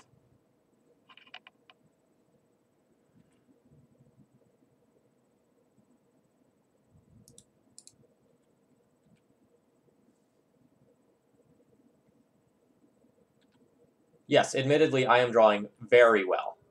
There is no argument there. I've made a couple of decisions that let me leverage my advantage, but I'm drawing very well.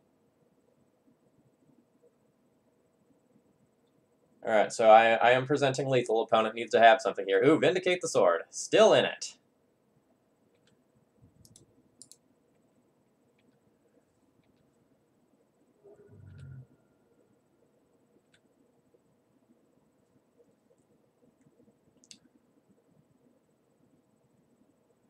All right, how do I possibly lose? Toxic Deluge for 2 is kind of annoying. I have blockers covered.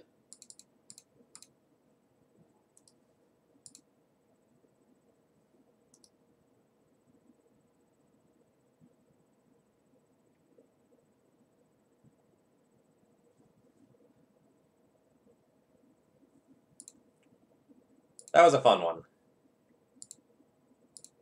That matchup's usually a lot harder. All right, so game 2, win.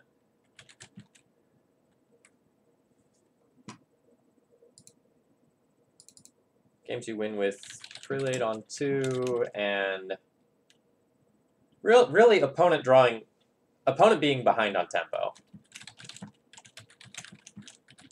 Actually, I think being behind on tempo is the reason why I won.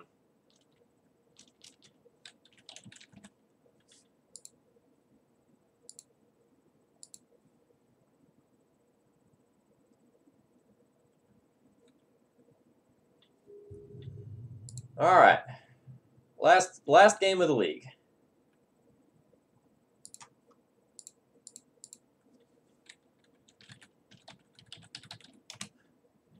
This hand looks awesome, so I'm gonna keep it.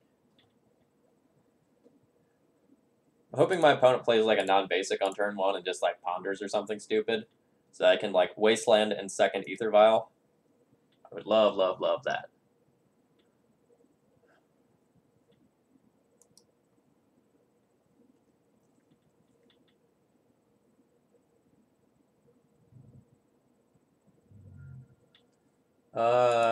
Let me pull my data with you. I see that you're 10-5. I think I'm 6-0 or 7-0 against Loam. Hold on.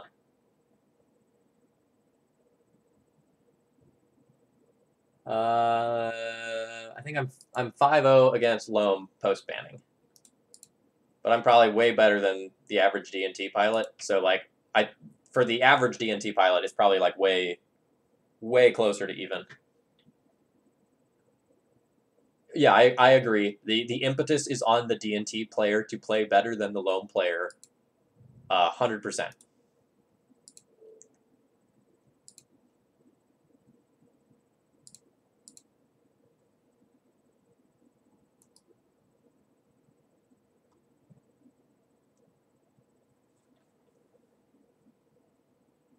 Yeah, Shiv. My hand's pretty decent.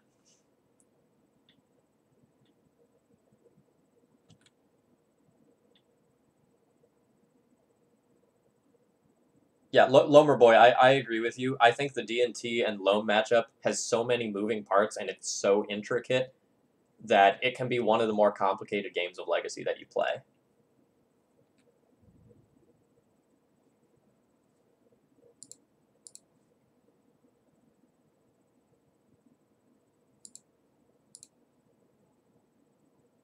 I'm going to attempt to trade for this Delver here. I don't think it's going to work. But the way I lose this game is my opponent getting way ahead on board before my Vials just take over the game. So I'm 100% fine with this interaction.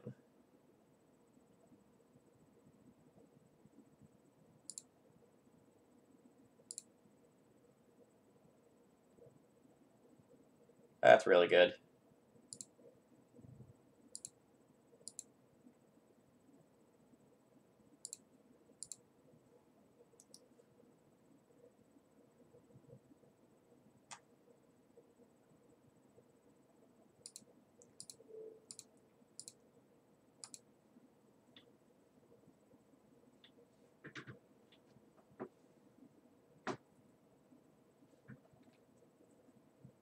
And, what are you going to do with that one blue mana? I guess, theoretically, there could be, like, a snuff out. Hey, -oo.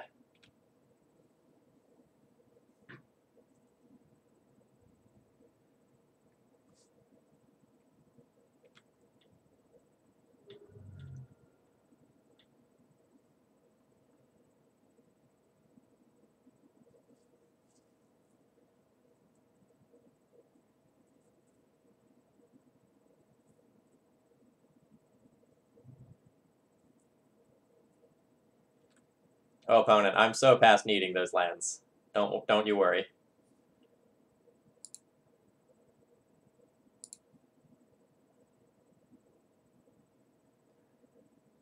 Well, this is just dirty. My hand's really good.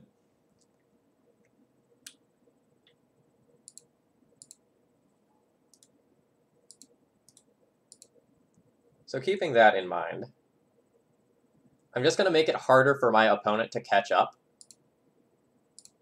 And just make it so they can't cantrip at all.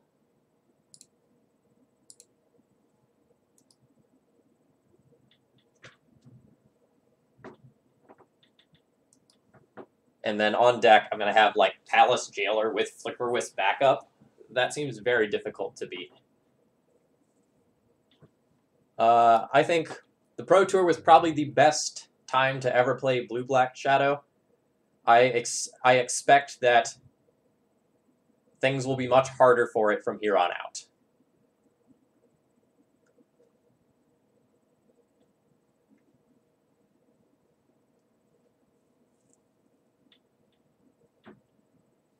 Like, I think Blue-Black Shadow is really well positioned in a more narrow metagame like you would expect at the Pro Tour. Like, if you brought Blue-Black Shadow to, like, a GP, I don't think you can afford to play 3 Dread of Nights and 2 Lily Last Hopes if you want to have a diversified set of hate and sideboard options for the field.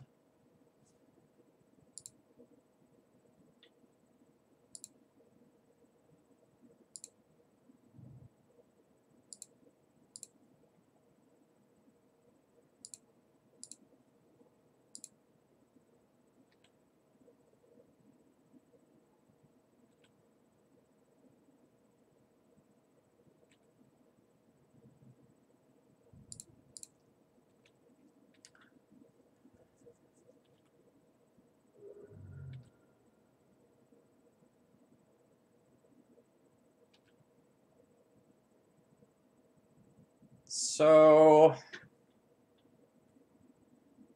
I don't really need to, like, Flicker Wisp anything they do for any reason. 3, 4, 5. Alright, so I have... If I put Flicker Wisp in play, I have 3, 4, 5, 6, 7. I have 8 power on board, so my opponent is just dead on board.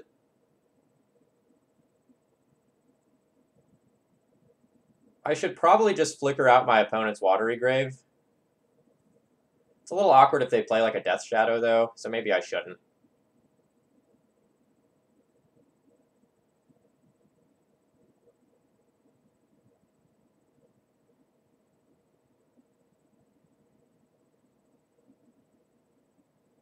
Yeah, I'm gonna be more patient.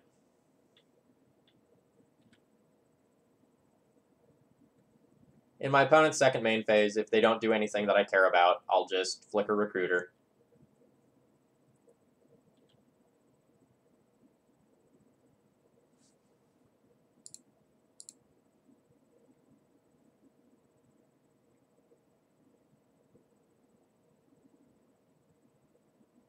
You'd like to Fatal Push my Thalia, that's fine.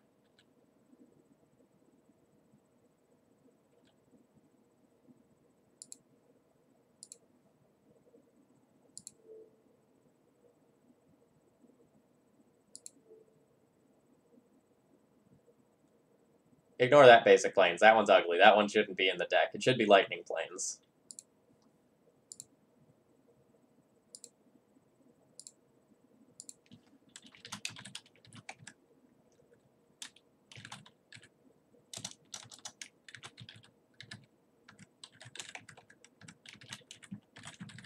Alright, so game 1 win with Jailer and Vile. Okay, so I think we went Ratchet Bomb in, Ballista in, Gideon's in, Council's Judgments in, Thalia's out, Spirit's out, one Wisp out. Lightning Planes, the one from Odyssey.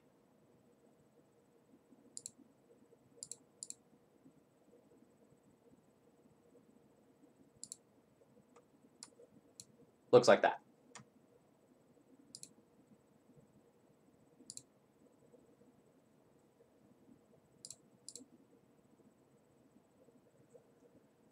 This one has to be a mulligan. I don't have a white source, and even though I have 2 castable cards in hand, this is just too risky.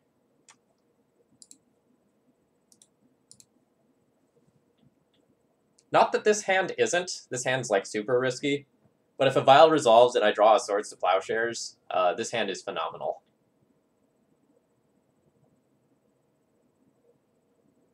So Lout, I understand why you're confused. Essentially, this is a matchup where I know my opponent is going to have like 3 copies of Dread of Night, as well as Liliana the Last Hope. So this is me preempting the power of some of their cards.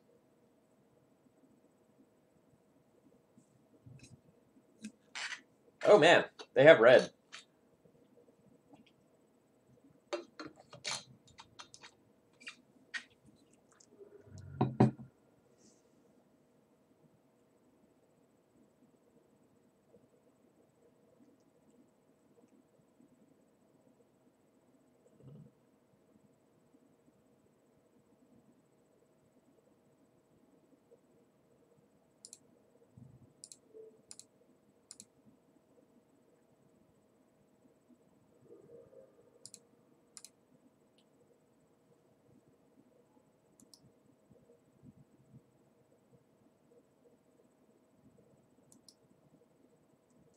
I don't know that a Shadow deck can go up to...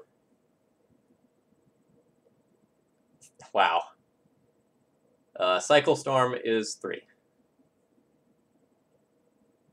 Sorry, to finish my thought, I don't know that like a Shadow deck can afford to be playing 3-drops. Like, the whole appeal of Shadow is that it's super low to the ground, and all the spells are super mana efficient. So I don't know that they can actually play K Command. Like, the 2-drops are hard enough.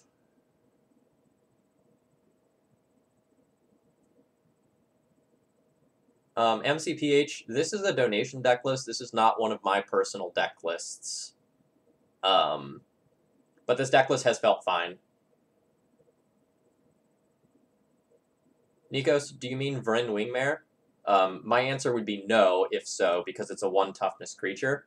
Like, it'll be really, really, really good in game 1, but if you're playing it, you probably need to, like, sideboard it out for the second set of games. The post-sideboard games. There we go. That's the word.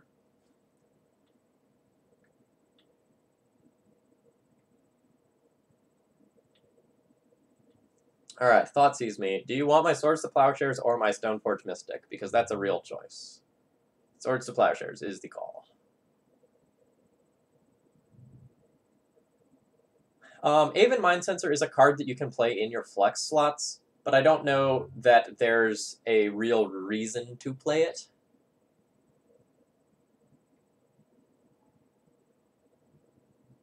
Alright, so opponent has gotten Death Shadow.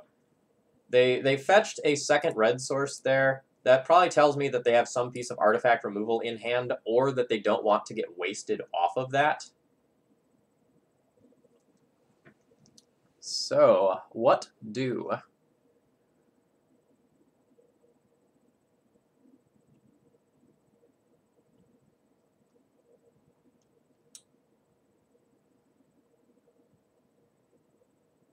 I think I want to play Recruiter of the Guard this turn since I can Stoneforge next turn off of Vial.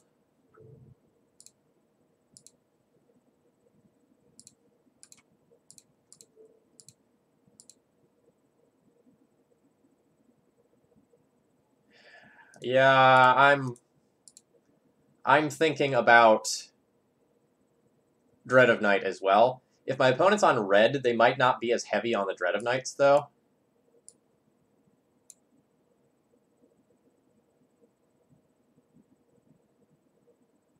So Mom might just be a safe play.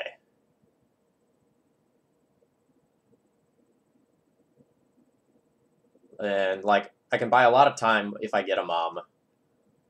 Otherwise, I'd be getting something like Mirren Crusader. That maybe is better. That plays around Dread of Night a little bit more. It doesn't play around Wasteland, though. At least not in the immediate turn cycle.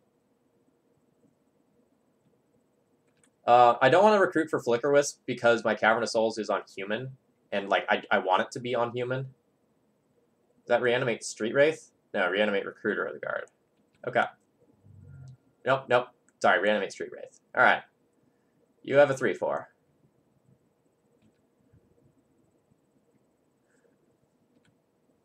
Alright, Recruiter of the Guard, you gained me 10 life. Good job, buddy.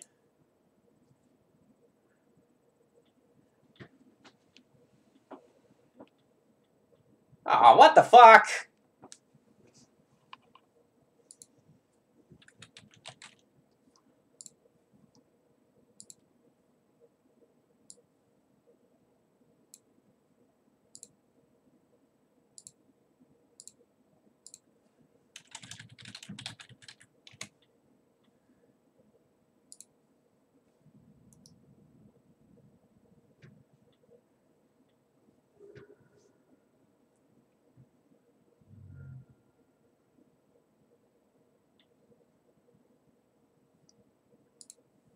Alright. So we lost that game. Alright. So game 2 loss to Teamer Battle Rage on 10/10 Shadow.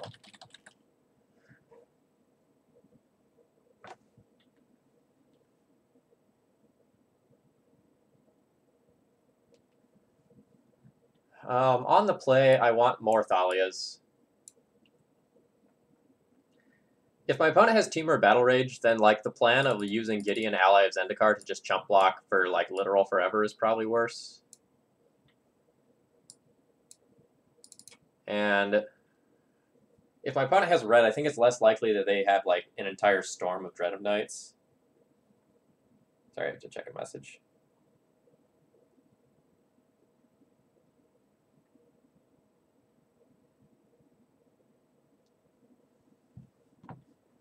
I don't know if I want to go all the way back up to the 4th.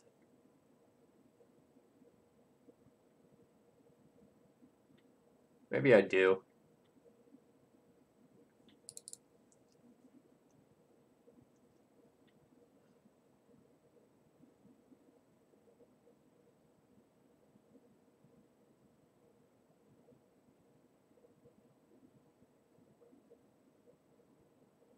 MTG Hordog, what I'd ask you is Rest in Peace better than any of the cards that I'm already playing?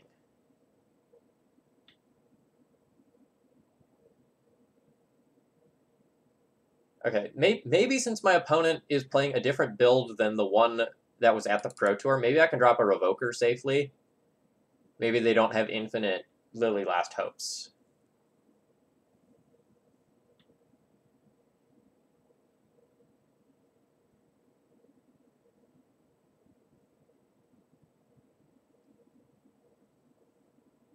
I think I'm going to keep one Revoker to hedge.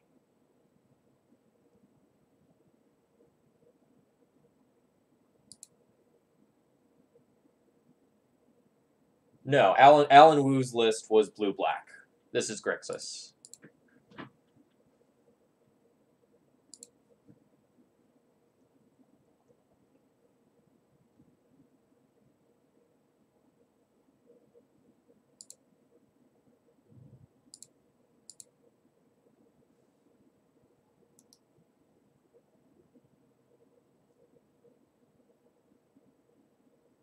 Oh, sorry.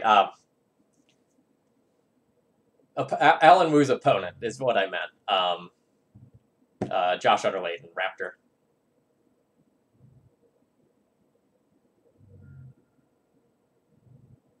No monobolts. This was a viewer-submitted deck list. This is a donation stream.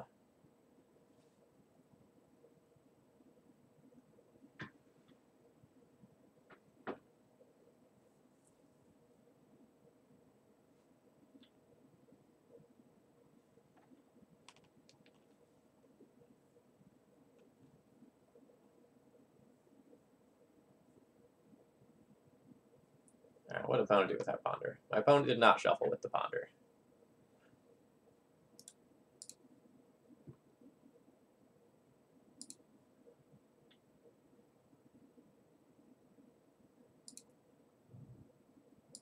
I want to press my mana advantage right now. Like, I'm ahead on board. I don't just want to pass here. I'm going to make my opponent deal with my shit. So there's the Batter Skull. You have a one-turn window to answer my Stoneforge, or this is in play. So Mono Bolts, I agree with his general assessment that Brightling is bad against black decks. I am 100% in agreement on that. I think he underestimates the number of matchups that Brightling is good in. Like, Brightling is awesome against Red Prison, against Eldrazi, against Miracles. It's very good against Rug Delver as well, Grixis Delver.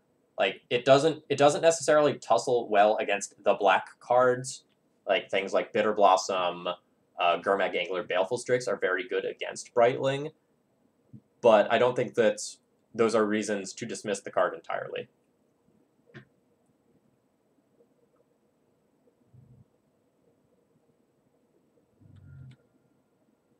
So Flamian, generally speaking, I like to board recruiters out against Delver, but in against this Death Shadow deck, it's playing potentially a whole bunch of Dread of Knights, and I need to respect that card.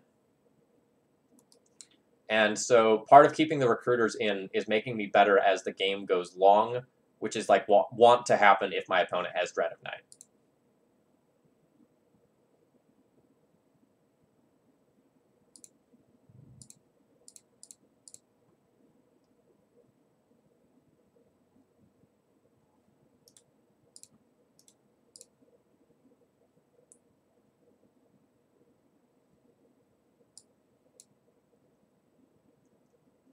So I want a 2-drop that I can play this turn. So it's either Thalia or Stoneforge.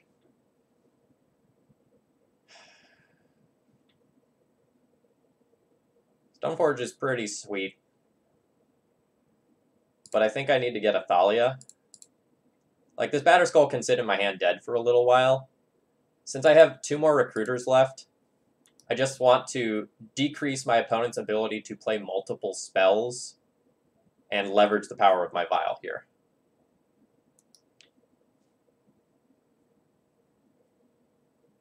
It is very possible that this is a Mangaral game, yes.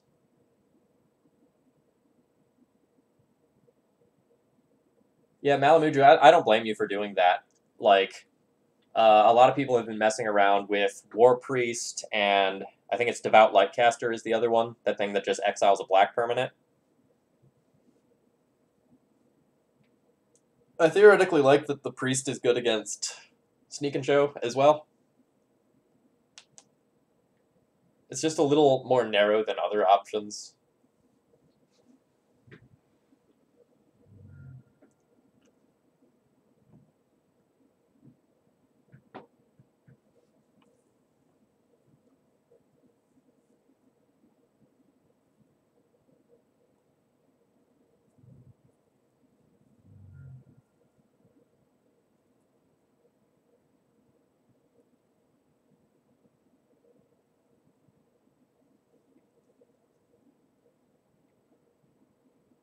Him to Turok. Alright, goodbye, Batterskull. Actually kind of happy about this. If I could have picked which cards to have them discard, it probably would have been those two, so this is fine. I don't know what I want to recruit her for yet, so I'm not going to recruit her.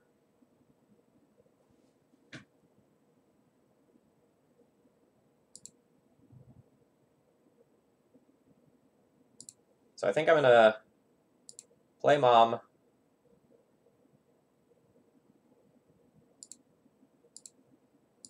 Activate this.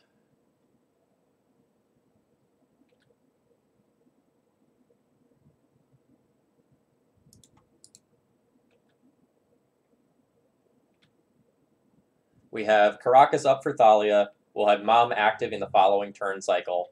And now what we fetch is going to be completely dependent on what my opponent does. Palace Jailer is going to be really tempting.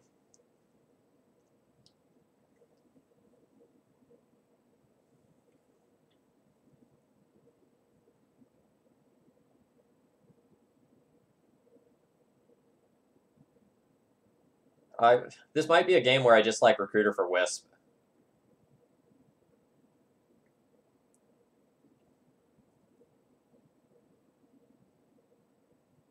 Like, I have Lethal on board.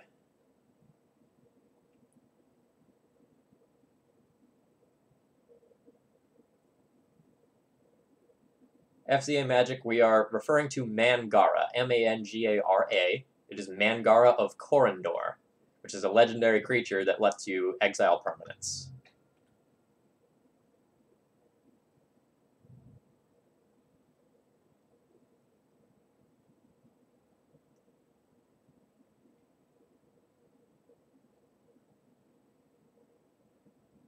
EE for 1. Okay.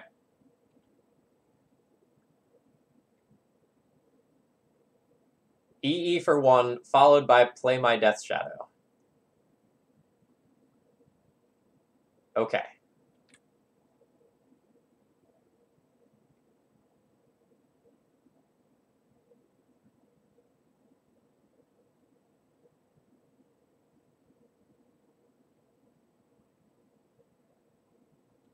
Zombie Fish. Alright, so if I recruit her for Jailer, I get rid of Angler. I cannot present Lethal. If I recruit her for Flicker Wisp...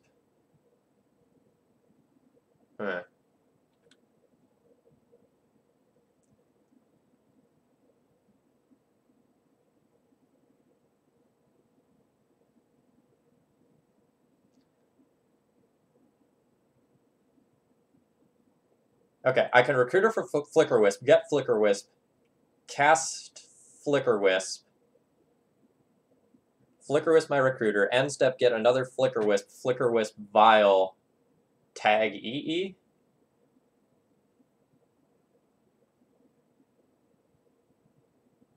Then I have 6 power in the air that is not reliant on any of my 1-drops at all.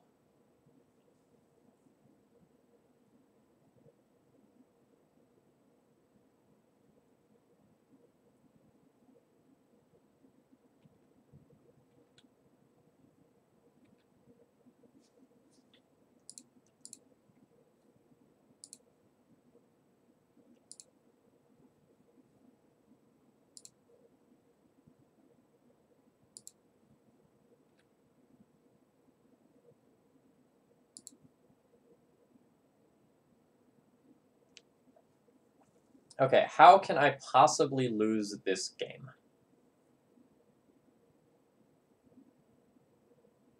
Probably only to something like Team or Battle Rage, right? So maybe I should just, like, completely ignore the EE and hold up a Flicker Wisp so that I can't get, like, Battle Raged out of the game.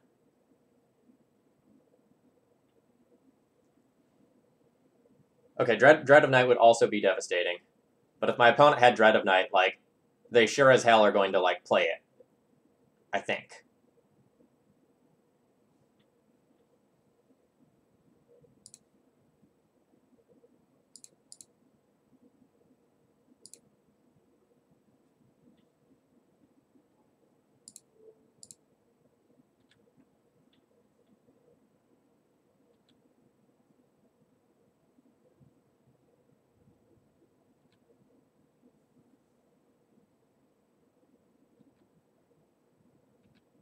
Porting on upkeep probably isn't going to do much. Like, that doesn't actually take them off of, like, a Battle Rage kill.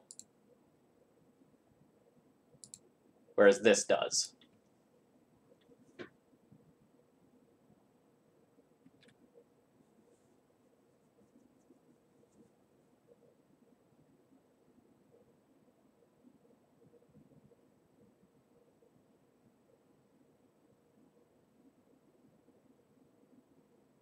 No, I'm not going to flicker a blocking Recruiter, because then I can die to a Battle Rage.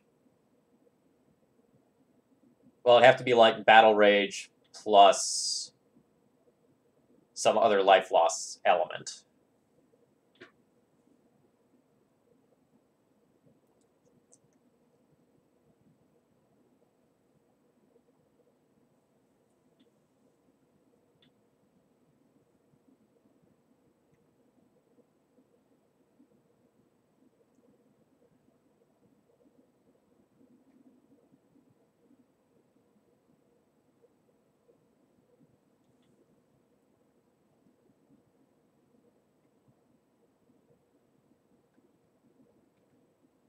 I don't know what my opponent can find.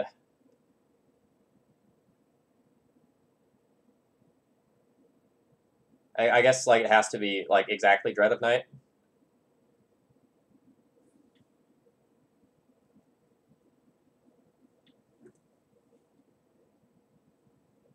Yes, I will basically only Flicker Wisp if he Battle Rages in combat. Otherwise, on his second main, I'll Flicker a Recruiter. Alright, that was bottom with Preordain.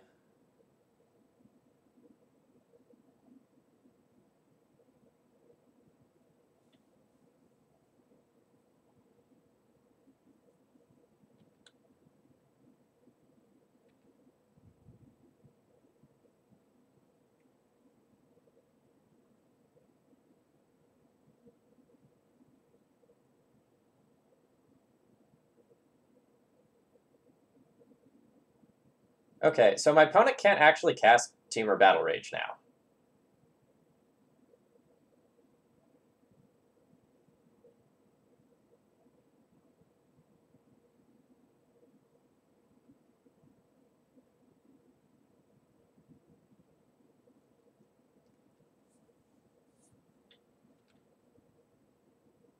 So I think that means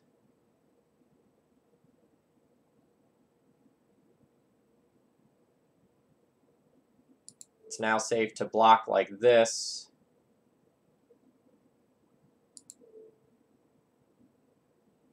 Block like this.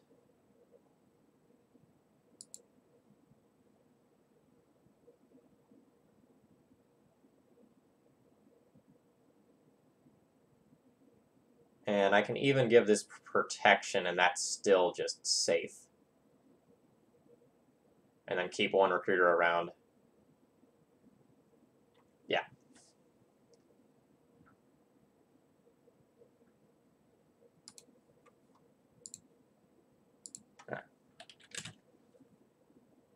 Alright, so game 3, dominate. Game with Vile, Wisp, and Recruiter.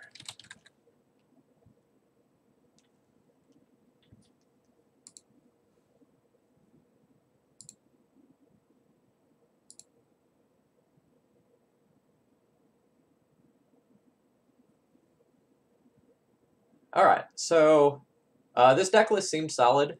I don't have any real complaints about it. The Cavern of Souls and Factory didn't do anything particularly interesting or relevant. All the cards kind of pulled their weight. Like, unfortunately, we didn't get to Mangara anyone. So like in playing these matches, one thing that I realized a lot of times is that like the Flicker Wisp Recruiter of the Guard engine might just be as good as like the Mangara engine just once was, but is more flexible. Like I had multiple opportunities to tutor throughout the league, and I never tutored for Mangara, right? I just always basically tutored for Flicker Wisp, although a handful of times I got prelaid in Jailer as well. So I don't know that like this is necessary or required or even good right now.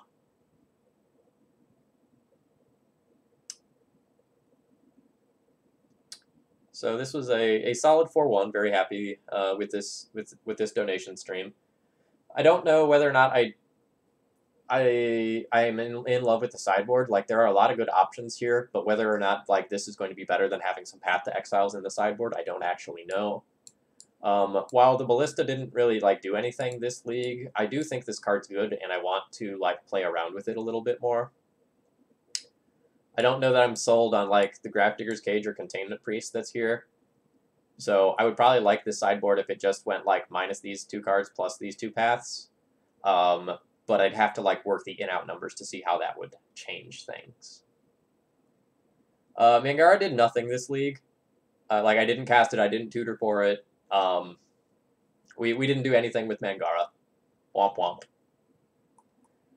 womp. I've never really liked Aethersworn Canonist main. I've tried it multiple times. I'm just not a fan. All right, folks, that's all I have for you this afternoon. I hope you enjoyed my content. If you're new to me and you want to come back, please follow so you get notifications of when I go live. Currently, my plan is to stream, I want to say Monday, Thursdays in the evenings, as well as Saturday mornings. That's the plan, and I hope you'll come back. And if you're really enjoying my content, please consider doing a donation deck list or subscribing to my channel to support me. Today's stream was brought to you by Jerry. Thank you very much for your donation, and I hope you enjoyed seeing this content. Cheers.